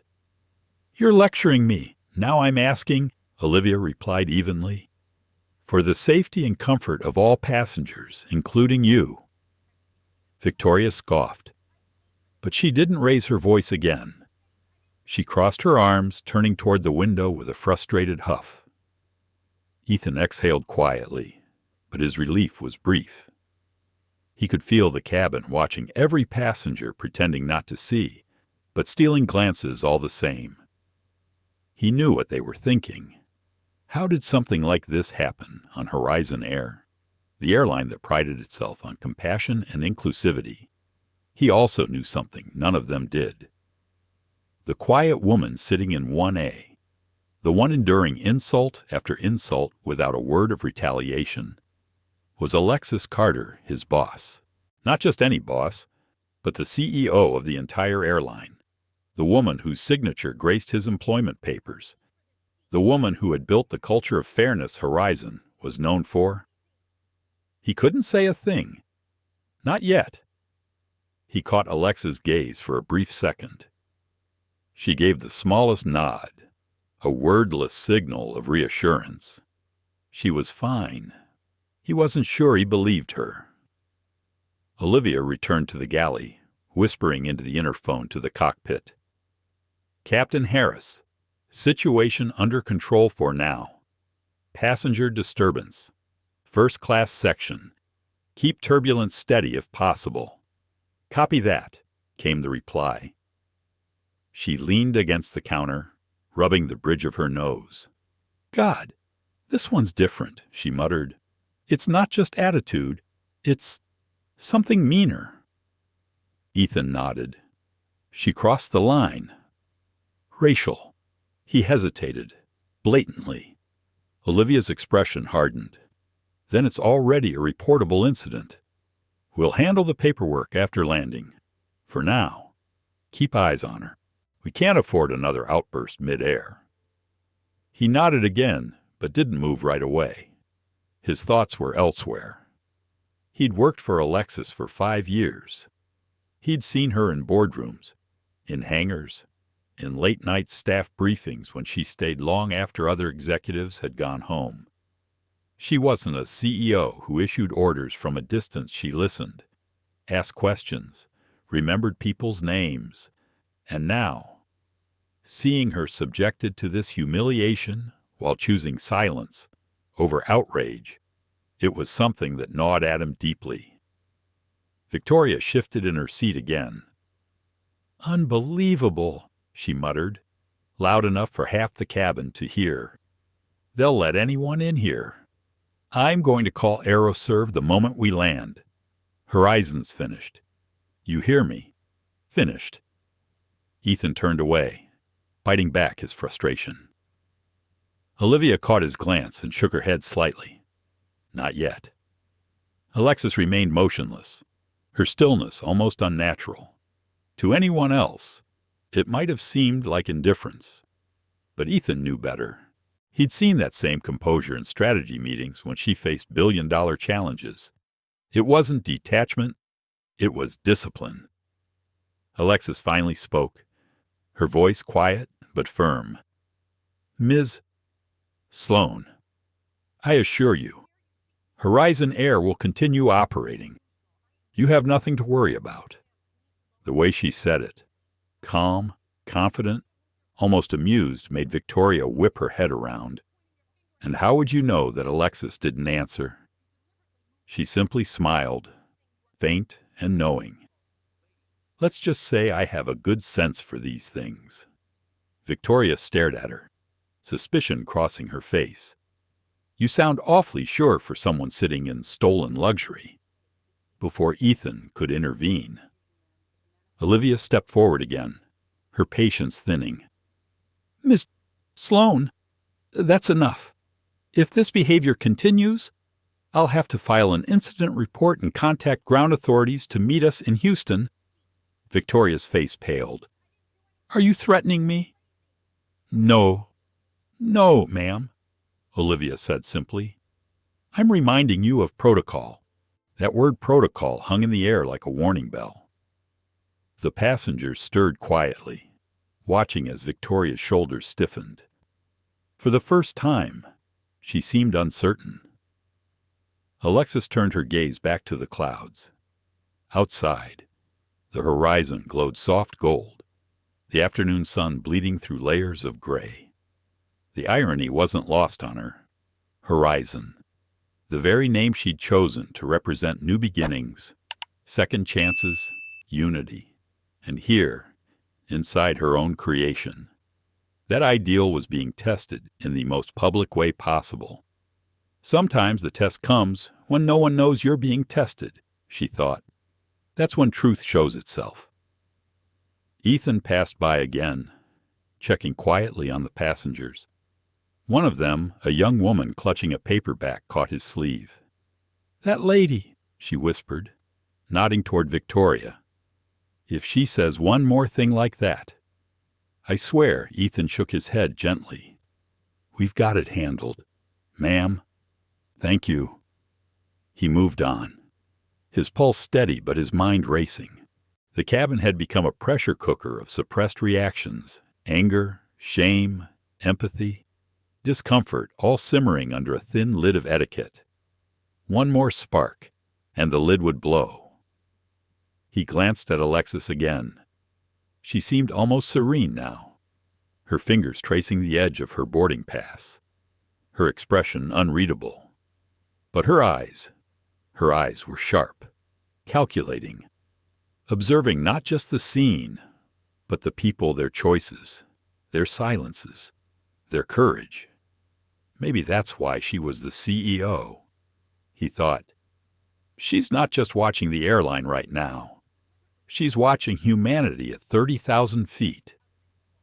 And for a moment, he wondered what her final verdict would be when they landed. The hum of the engines deepened as the plane began its slow descent.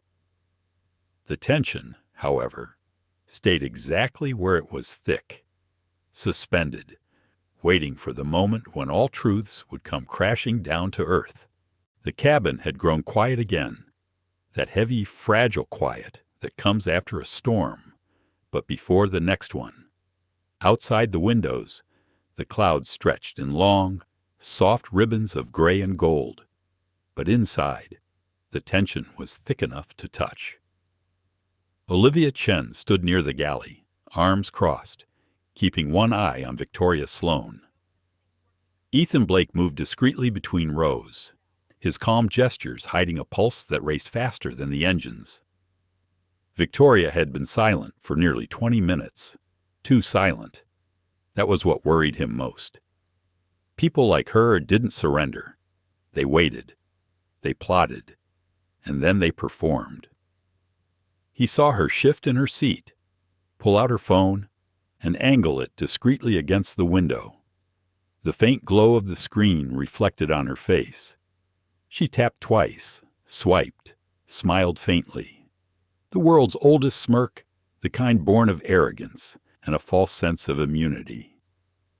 Then he heard it, the tiny chime that meant, "You're live." Victoria angled the camera toward herself, her voice smooth and composed at first. "Hi, everyone," she said, with a glossy sort of confidence that came from years of boardrooms and networking luncheons. "You won't believe what's happening right now on this Horizon Air flight. I've just been subjected to one of the most unprofessional, chaotic, and frankly, unacceptable experiences of my career." Ethan's blood ran cold. "Ma'am," he said quietly, stepping closer, "please don't record other passengers. It's against airline policy." She ignored him, adjusting the angle so the cabin was in frame. "See this? This is supposed to be first class, but they've let just anyone in. No verification, no respect for paying customers."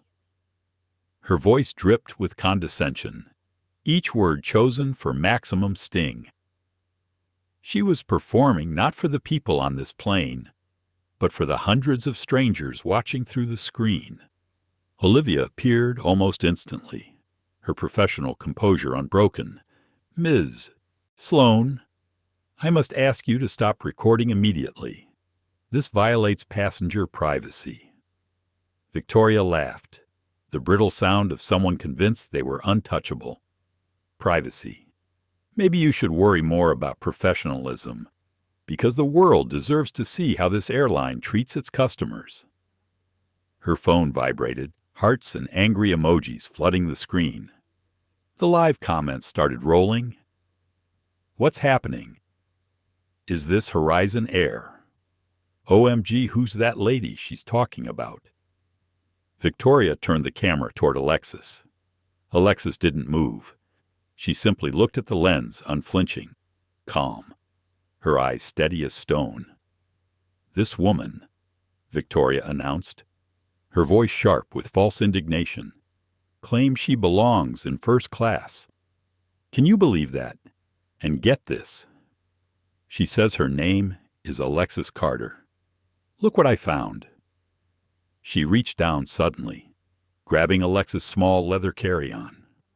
Ethan moved forward at once. "Ma'am, do not touch another passenger's property." But Victoria had already unzipped the bag. She rifled through it quickly, her fingers brushing over the contents until she pulled out a single black card holder. From it, she lifted a sleek business card embossed in silver. "Look at this," she said, holding it up to the camera. "Alexis Carter, CEO, Horizon Air." She laughed, a short, disbelieving bark. Unbelievable. The audacity.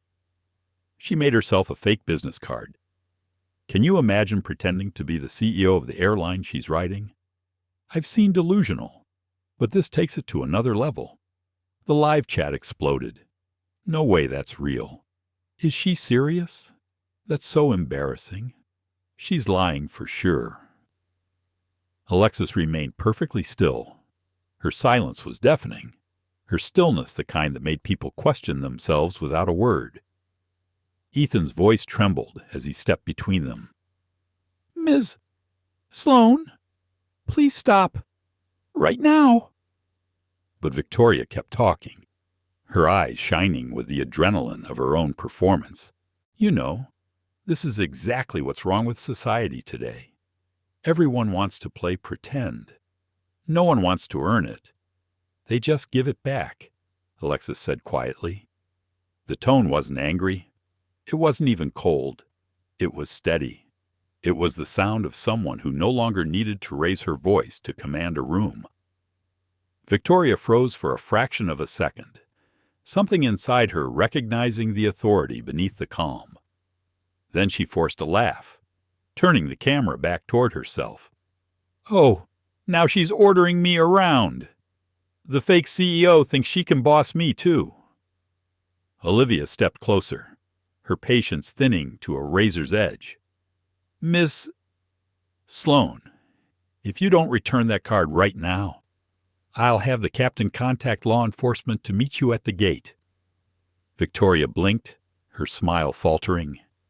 "You wouldn't dare." "I would," Olivia replied, "and so would he." She gestured toward Ethan, who stood now like a soldier on duty.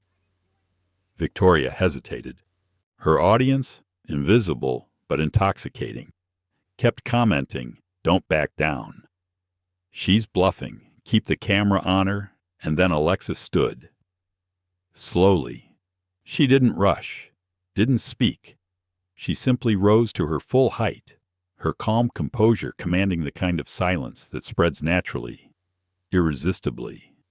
Every passenger turned to watch. She extended her hand toward Victoria. "My card." The moment stretched like a taut wire. Victoria stared back, her pride wrestling with something older fear, maybe, or shame. Her fingers trembled slightly. "You're seriously now," Alexis said softly. The word wasn't loud, but it was absolute. Victoria handed it back, not because she wanted to, but because her body did it before her mind could protest. Alexis took the card, slid it into her pocket, and returned to her seat without another word.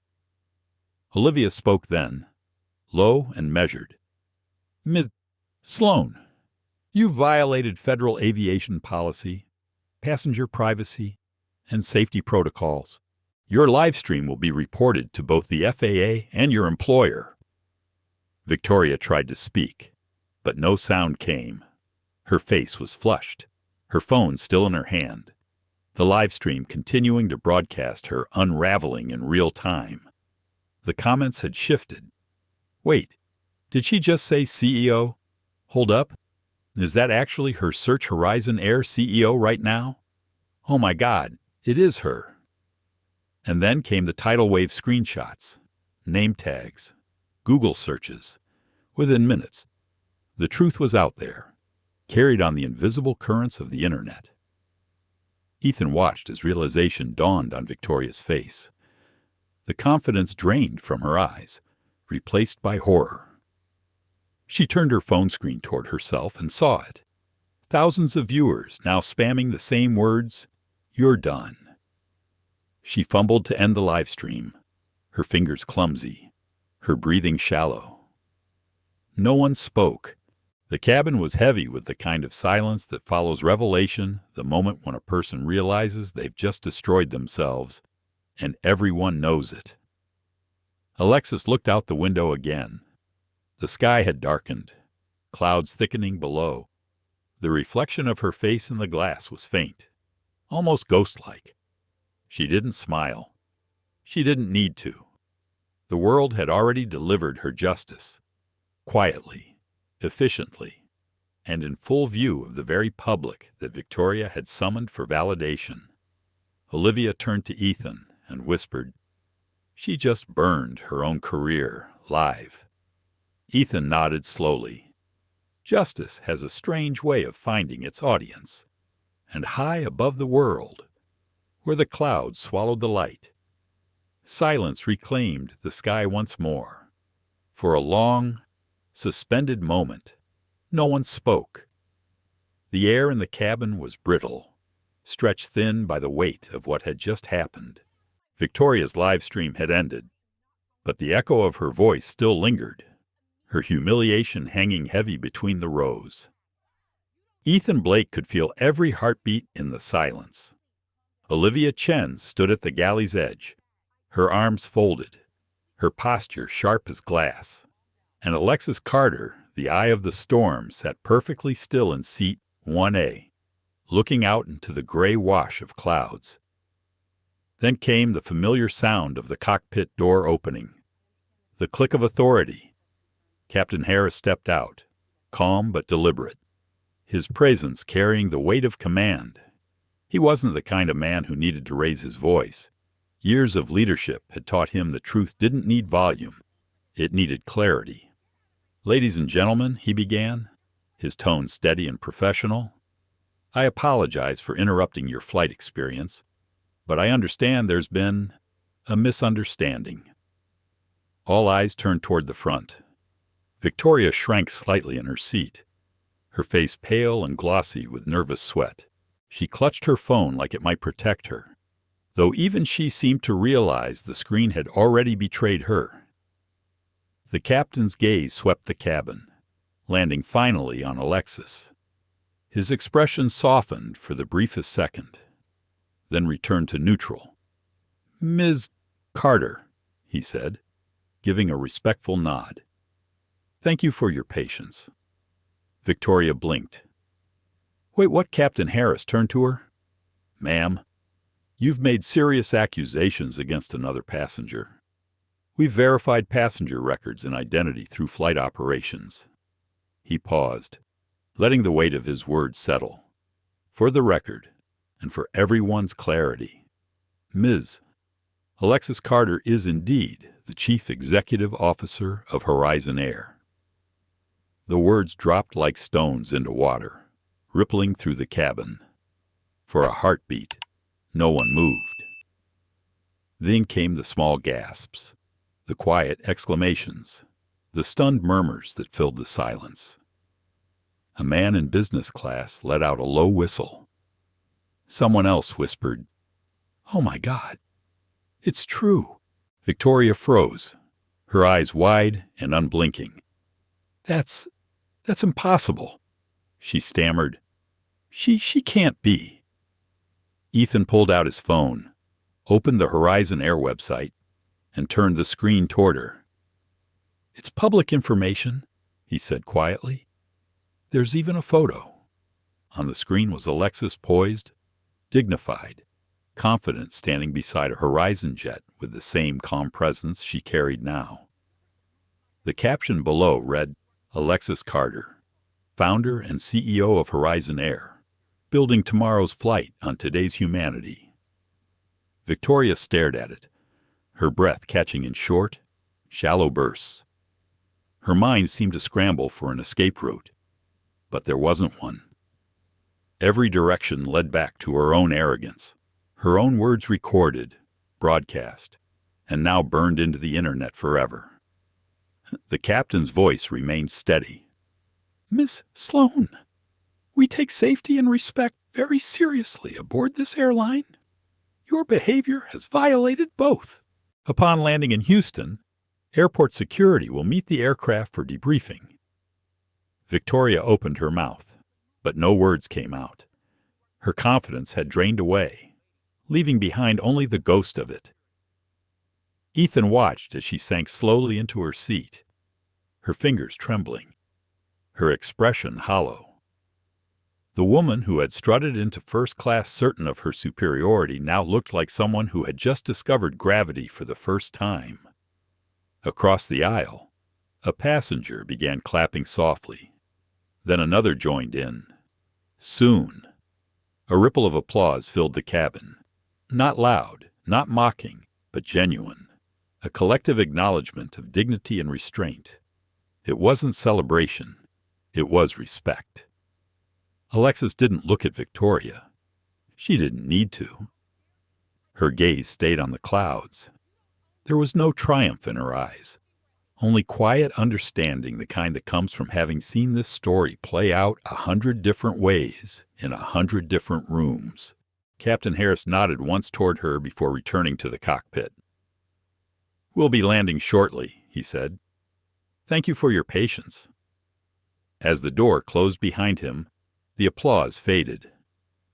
The cabin returned to a soft murmur, but the energy had shifted entirely. Olivia walked over to Alexis, her voice low. "Ma'am," she said, "if there's anything you need, just a cup of tea, please," Alexis replied, her tone calm, almost gentle. Ethan watched her for a moment, then leaned in quietly. "You handled that better than anyone I've ever seen." Alexis gave the faintest of smiles.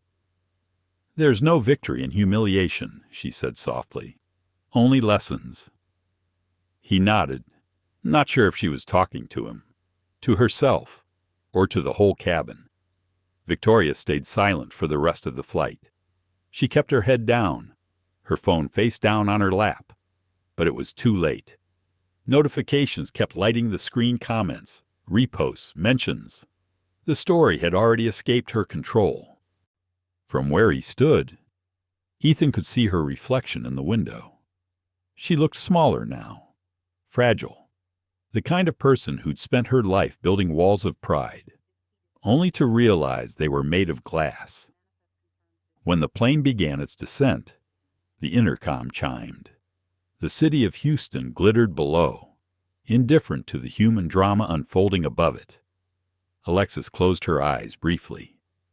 Sometimes justice doesn't shout, she thought. It just waits for the right silence to be heard. The tires touched down with a smooth, practiced grace, the kind that comes from experience and faith in control. As they taxied toward the gate, 2 security officers were already waiting outside, visible through the cabin window. The passengers exchanged glances, whispers rippling again. Olivia's voice came through the speakers, calm and composed. Ladies and gentlemen, Please remain seated until we've reached the gate. Thank you for flying Horizon Air." When the seatbelt light blinked off, Victoria stood slowly, her hands trembling. Her voice was barely a whisper. "I didn't know," she muttered. "I didn't know who she was." Alexis turned to her finally, her expression calm but resolute. "You didn't have to know who I was," she said. "Respect doesn't depend on status. It depends on character." Those were the last words between them. As Alexis walked toward the exit, passengers moved aside, their eyes following her, not with curiosity, but with quiet reverence. Ethan caught her gaze one last time. She nodded to him an unspoken thank you and disappeared through the door. Victoria stood alone, frozen, the sound of approaching footsteps echoing up the aisle. Outside, the Houston sun broke through the clouds, bright and indifferent.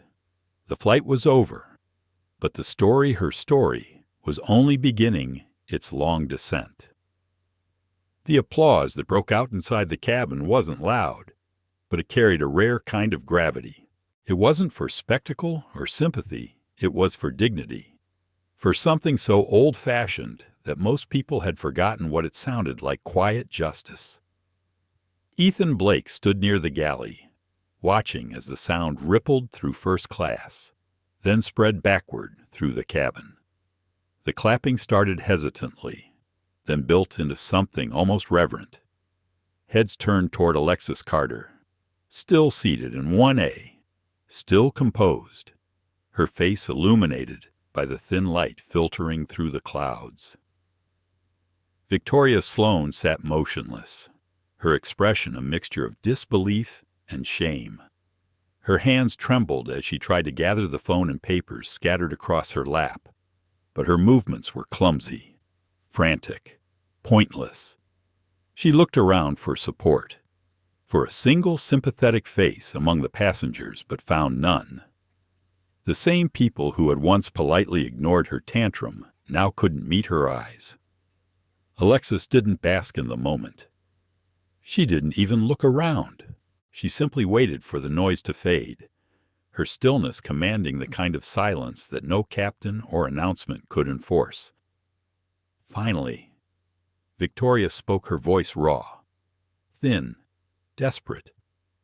"I'm sorry," she said, barely audible at first. "I didn't know who you were."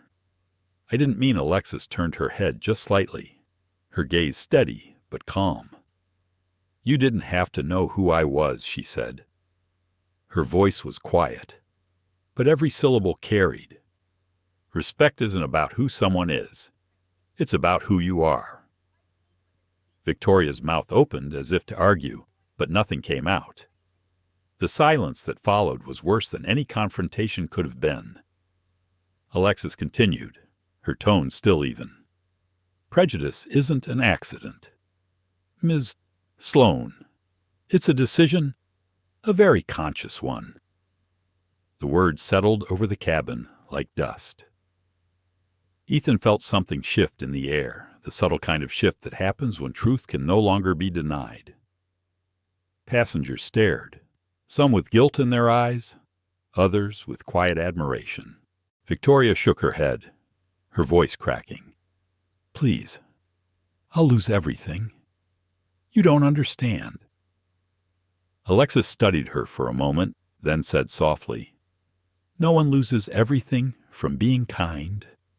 That was the end of it. Olivia Chen approached from the galley, her professionalism undented. "Captain Harris has requested that you remain seated. Ms. Sloane, airport security will meet you upon arrival in Houston." Victoria's face went white. "Security? Wait, no, that's not necessary." Olivia didn't respond. She simply moved down the aisle, checking passengers as if nothing extraordinary had just happened. The intercom chimed again, and Captain Harris's calm voice filled the cabin. "Ladies and gentlemen, this is your captain speaking. We'll be beginning our descent into Houston shortly." We'd like to thank you for your cooperation and patience during today's flight." His voice was steady, but Ethan could hear the subtext beneath it. The decision had been made. Victoria Sloan was banned from flying Horizon Air permanently. As the engines began their gradual hum downward, Ethan noticed Victoria clutching her phone again, as if the small screen might still save her. But the notifications had slowed. The internet that once cheered her now turned on her, dissecting every second of her live stream.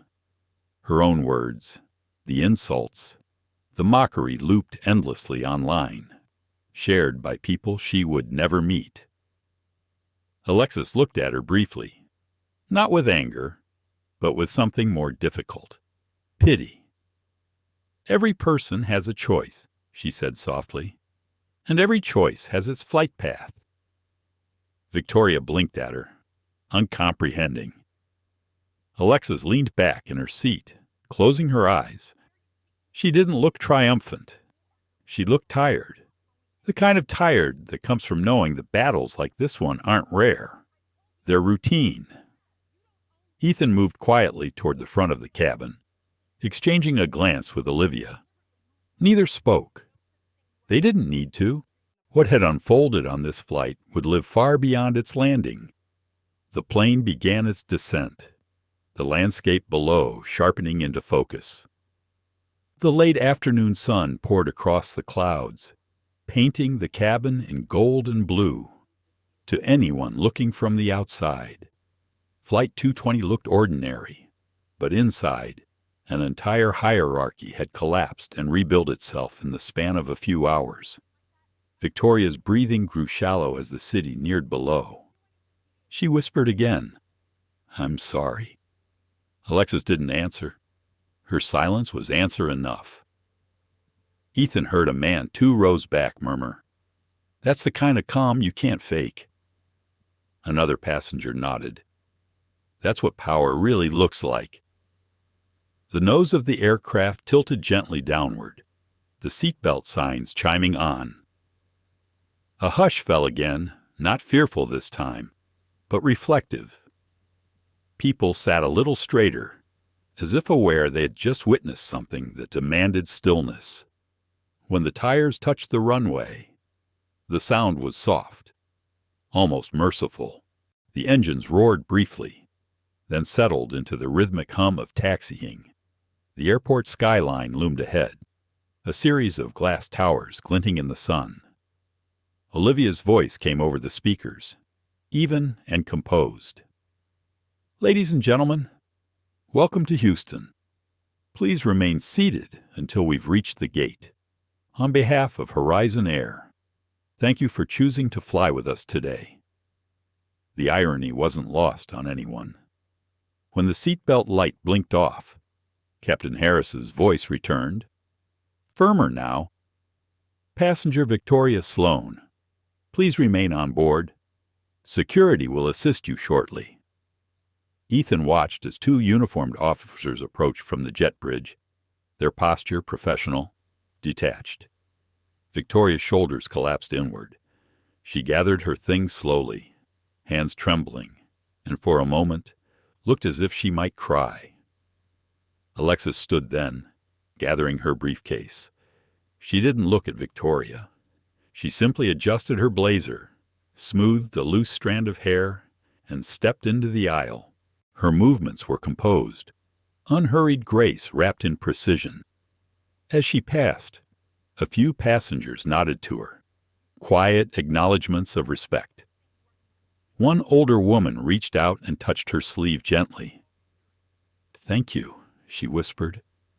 Alexis smiled faintly. "For what?" "For reminding us what strength looks like," the woman said. Alexis didn't reply. She simply kept walking toward the front of the plane, each step soundless but certain. Outside. The sunlight hit her face as she stepped onto the jet bridge. She inhaled, slow and deliberate, the recycled air giving way to something cleaner, freer. Behind her, she could hear the low murmur of voices as the officers approached Victoria. But Alexis didn't turn back. She didn't need to see it. Sometimes, justice didn't arrive with drama or spectacle. Sometimes, it simply landed. As she disappeared into the terminal, her phone vibrated messages, alerts, news headlines already exploding across the network. She ignored them all. For now, silence was enough, because silence, she knew, wasn't the absence of power. It was what true power sounded like when it finally spoke. The next morning, the world woke up to a storm that had no wind, no thunder, just millions of screens flickering with the same video. The clip from Flight 220 was everywhere. It had been trimmed, captioned, and shared across platforms faster than any official statement could be written. A hashtag trended at the top of every feed, "The exec's racist." The first version came from a passenger who had quietly filmed the confrontation. Others followed reactions, commentaries, slow-motion edits, within hours. It wasn't just a story about two women on a plane. It had become a mirror showing how people looked at race, class, and power when they thought no one was watching.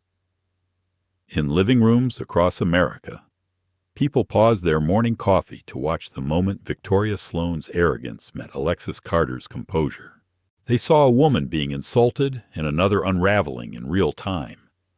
And they saw how silence, not shouting, had delivered the final blow.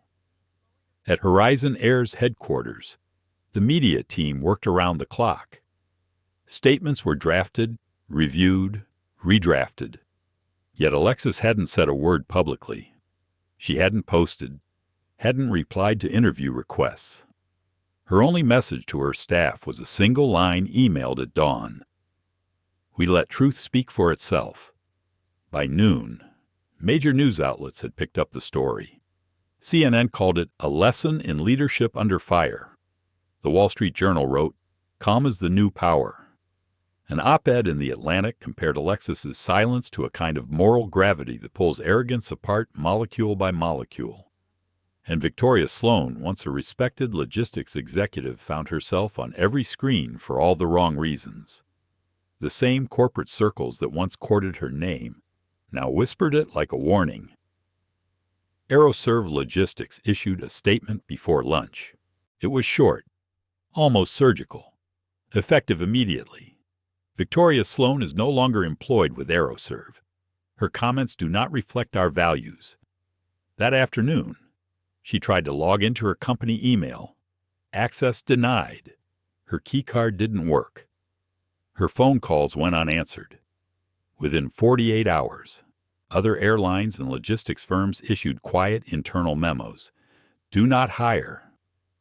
She sat in her apartment, blinds drawn, watching the video again and again, her own voice echoing back at her like a ghost. Rak Roy Tu Ku Ochot, fake CEO. Each word now carved in digital stone. Each frame proof of what happens when pride blinds decency. Meanwhile, Alexis became a reluctant symbol. She hadn't sought attention, but attention found her. Cameras waited outside Horizon's office towers. Reporters asked employees for quotes, and passengers posted about their experiences flying with her airline. One viral tweet read, "I've flown Horizon for years. Never knew its CEO walked among us like a passenger. Now I understand why it feels different."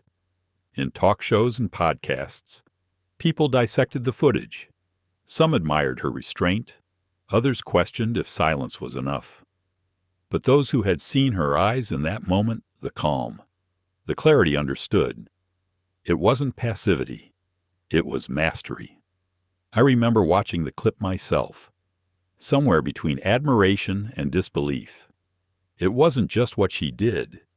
It was what she didn't do.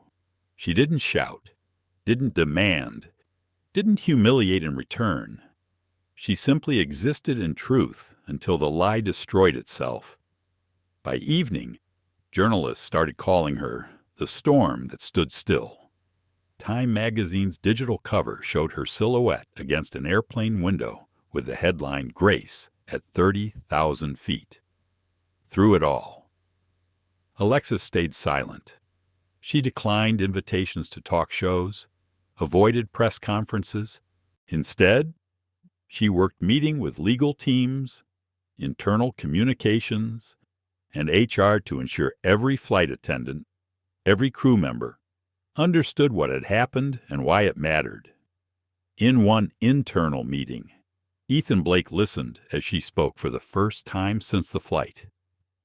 "What we saw wasn't an isolated moment," she said. "It was a reflection, a reminder that injustice doesn't always shout. Sometimes it sits beside you in a suit and smiles." She paused, looking around the room. "We can't stop prejudice everywhere, but we can make sure it has no home here." Her words weren't rehearsed. They didn't need to be. The team left that room different, quieter, more aware. The kind of awareness that doesn't fade once you've seen the truth of something. Across the industry, her actions forced a reckoning. Other CEOs released diversity statements overnight. Airlines reviewed their passenger conduct policies. Commentators debated whether corporate culture could truly change, or whether it would just rebrand itself again, as it always had. But beneath the noise, there was one truth no one could deny. A single act of composure had shifted an entire conversation. By the end of the week, Victoria Sloan issued an apology on social media. It was long, filled with the language of regret, but the internet had no mercy for public repentance.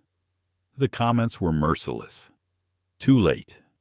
Now you're sorry because you lost everything. Next time, respect costs less than humiliation." Her name faded from headlines as quickly as it had appeared, replaced by new scandals, new debates, but the hashtag lived on. Execs' races became shorthand for poetic justice, a reminder that dignity still had power in a world addicted to outrage. At Horizon Air's office, Alexis finally sat alone in her corner suite. The city lights glowed below. Aircraft blinking across the skyline she helped build. She opened her laptop, skimmed through the endless mentions, the interviews, the articles, then closed it quietly. Somewhere in that quiet, she smiled to herself, the faintest curve of relief, not victory, just peace. Outside her window, a plane cut through the night sky.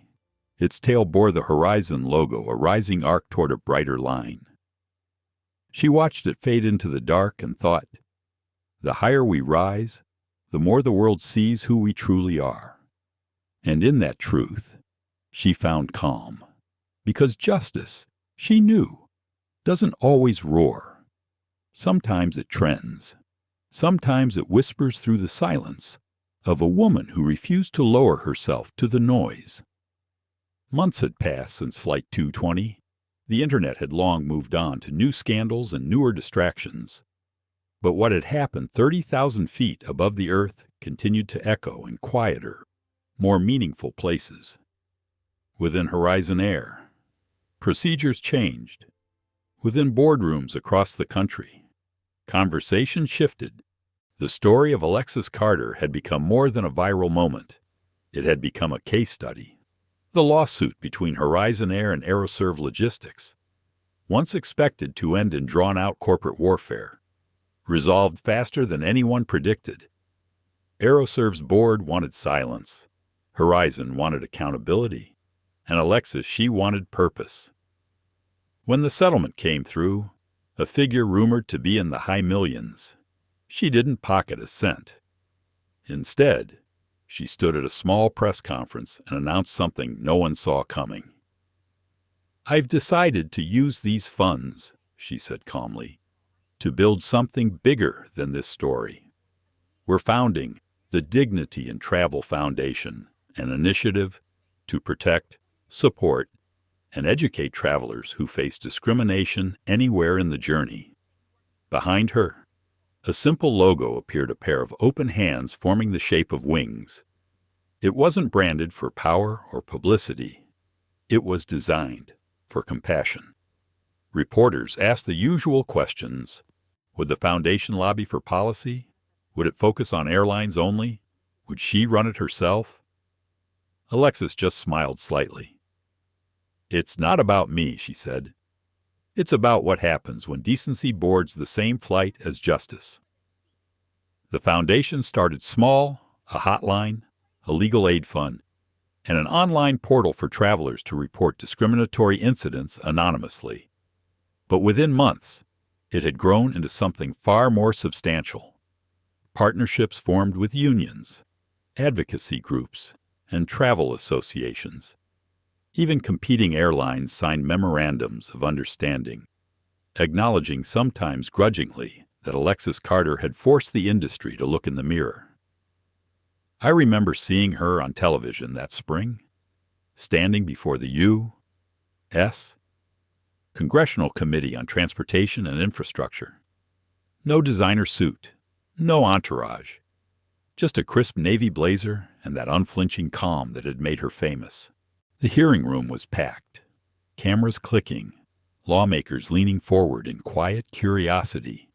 "Discrimination," she began, "doesn't vanish when the seatbelt sign comes on. It travels beside us, hidden in small gestures, in assumptions, in words that sound polite but land like stones. The airline industry isn't unique, it's just visible. And visibility," she paused, "is responsibility." Her testimony wasn't long, but it was unforgettable. She spoke not like a CEO defending her brand, but like a woman who had lived enough to know that anger burns fast, while resolve endures. Her composure drew both respect and discomfort. More than one congressman shifted awkwardly in his chair when she described systemic politeness masking systemic bias. By the time she finished, there was silence, heavy, thoughtful silence, the kind that signals the birth of a new law. Within 6 months, Congress passed the Bias-Free Travel Act, the first federal legislation requiring anti-discrimination protocols and real-time reporting standards for all UE transportation companies. It wasn't perfect, but it was something that hadn't existed before legal accountability for prejudice at 30,000 feet. The airline industry, desperate to stay ahead of regulation, moved fast. The most striking reform came from an unexpected place, the very organization that had once employed Victoria Sloan. The International Air Transport Association introduced a new internal framework called the Sloan Protocol. Ironically, the name wasn't meant to honor Victoria. It was meant to remember her failure. The Sloan Protocol mandated immediate investigation and de-escalation procedures whenever discrimination complaints arose mid-flight. Crew training was expanded to include racial and bias awareness modules, and airlines were required to file quarterly transparency reports with the Department of Transportation. In boardrooms, executives muttered about PR liabilities and risk mitigation. But for many, something deeper began to change. At Horizon Air, employees didn't just comply, they believed. Alexis's quiet leadership had reshaped the culture. Flight attendants shared stories of passengers thanking them for small acts of respect. Airport staff spoke of new dignity codes and mutual empathy circles, where every team member from janitor to pilot was treated as a voice worth hearing. Ethan Blake, now promoted to senior in-flight coordinator, often thought about that day on Flight 220. Sometimes he still heard the echoes, the sharp tone of Victoria's voice, the quiet control in Alexis's. But what stayed with him most wasn't the confrontation. It was what followed, the ripples. He'd attended one of the Foundation's first seminars, watching volunteers help travelers reclaim their dignity with calm assurance. He'd heard a single mother describe being refused boarding because her accent was too strong. He'd watched her smile again when the Foundation intervened, securing an apology and compensation. That's when he understood what Alexis had meant by purpose beyond victory. Meanwhile, Victoria Sloane remained silent. No interviews, no statements. Occasionally, tabloids claimed to have spotted her at small-town grocery stores or attending therapy retreats under a different name. But Alexis never mentioned her again. When asked in an interview if she forgave Victoria, Alexis replied simply, "Forgiveness is a form of freedom. I wish her peace." That line would be quoted for years. By the first anniversary of the incident, the Dignity in Travel Foundation had offices in 3 countries and partnerships with major airlines on 4 continents. A documentary crew followed Alexis through her work, capturing moments both ordinary and profound, her listening to airport janitors share their experiences, her visiting a training session for flight crews, or her pausing before answering a question as though every word mattered. Time magazine named her one of the women who redefined leadership. Harvard Business Review published a piece titled Grace as Strategy, how Alexis Carter changed the language of power. But Alexis herself never seemed intoxicated by the recognition. To her, it was never about fame. It was about repair. She once said in an internal meeting, "Change doesn't start with outrage. It starts with observation. Outrage burns down. Observation rebuilds." And rebuild she did, at Horizon's annual gala. Captain Harris gave a short toast. "We used to fly for distance," he said. "Now, thanks to Alexis, we fly for decency." The room fell quiet. Then rose an applause not explosive, but sincere. Alexis stood at the edge of the stage, her smile modest, her eyes reflective.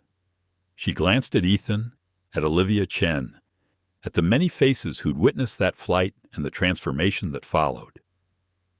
It wasn't about punishment anymore. It was about possibility. Outside, the night sky shimmered with departing planes. Thousands of tiny lights crossing paths over cities, oceans, continents. Somewhere among them, perhaps, another story like hers was waiting to unfold. And maybe, just maybe, the world would be a little kinder when it did. A year later, the world had moved on to newer stories, but Horizon Air still carried a quiet legacy in its wings. On a clear afternoon over the Midwest, Flight 440 cruised smoothly above the clouds. Inside the cabin, the mood was calm, the air soft with the hum of steady engines. In seat 2A sat Alexis Carter, the same calm figure whose presence had once shifted an entire industry. This time, she wasn't traveling for business or press. She was here for something simpler, something she believed mattered more than headlines or laws. Beside her sat a group of young aviation students, all part of a mentorship program funded by the Dignity in Travel Foundation. Most of them were Black, Latino, or from immigrant families. They looked nervous, like people standing on the edge of something bigger than themselves. One of them, a tall young man named Jordan Fields, fidgeted with his notepad. "Ma'am," he asked hesitantly, "is it true you didn't say a word during the whole confrontation?" "Not even once." Alexis smiled faintly, watching the clouds drift beneath them. "I said what needed to be said." She replied, "Sometimes, words aren't what people remember. It's how you carry them." The students leaned in. They had all read about her story, watched the viral video, memorized every quote that came after. But hearing it from her, the quiet steadiness in her tone, was something else entirely. "I wasn't calm because I wasn't angry," she continued. "I was calm because anger would have made me forget who I was. When someone tries to drag you low, staying calm isn't weakness, it's resistance." A young woman named Renee raised her hand. "What happened to the other woman?" she asked, her voice cautious, as though afraid to sound judgmental. Alexis looked out the window again. "Victoria Sloane," she said softly. Life has a way of grounding us all. She didn't elaborate then, but I remember how she later described that moment to a colleague. She had received a report a few months earlier. Victoria had served a brief sentence for falsifying corporate documents discovered after her dismissal. When she was released, she'd found no work in her old world of glass offices and first-class lounges.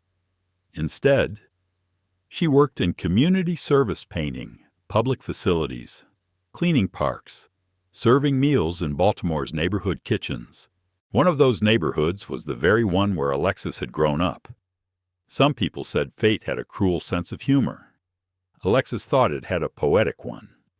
A photograph had once circulated quietly online Victoria, in a reflective vest, sweeping a sidewalk beneath a mural of a black girl reaching toward the sky.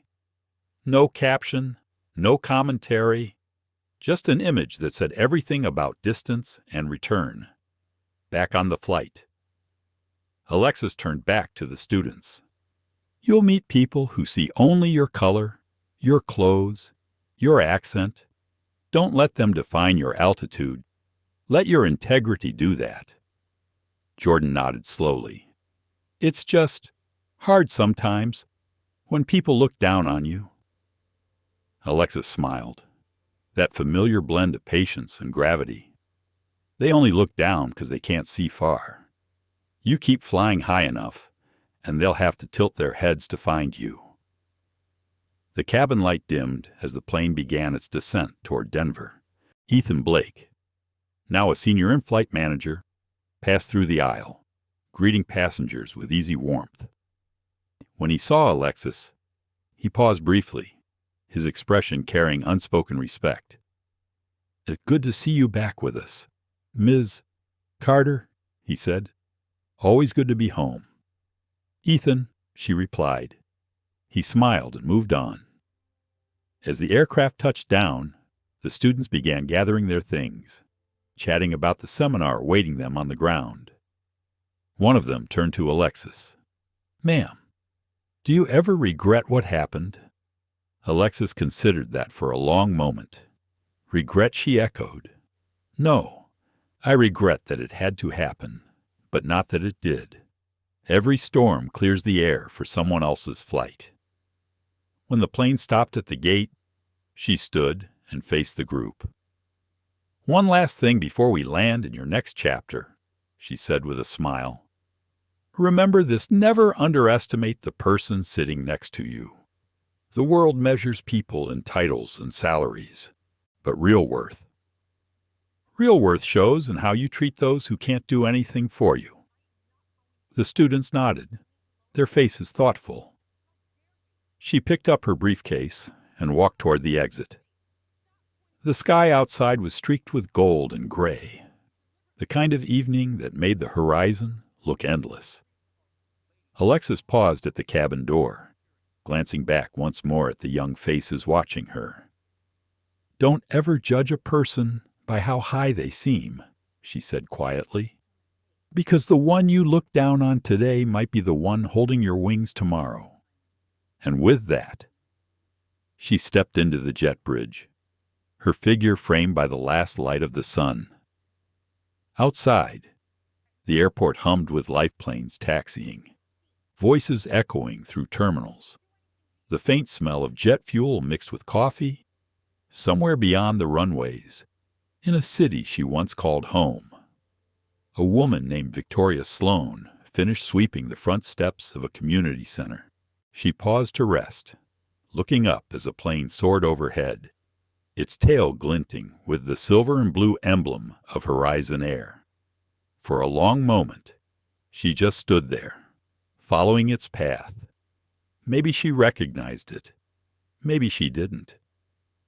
But something softened in her face, a flicker of humility, or perhaps something even rarer, understanding. Back in the sky, Alexa's plane climbed again, carrying with it not just passengers but a legacy, a lesson sealed in altitude and grace. Because some stories don't end when justice is served. They end when humanity learns. And as the world below drifted further away, Her words lingered like a contrail written across time itself. Never judge anyone by how they look. The person you dismiss today may be the one holding tomorrow's sky.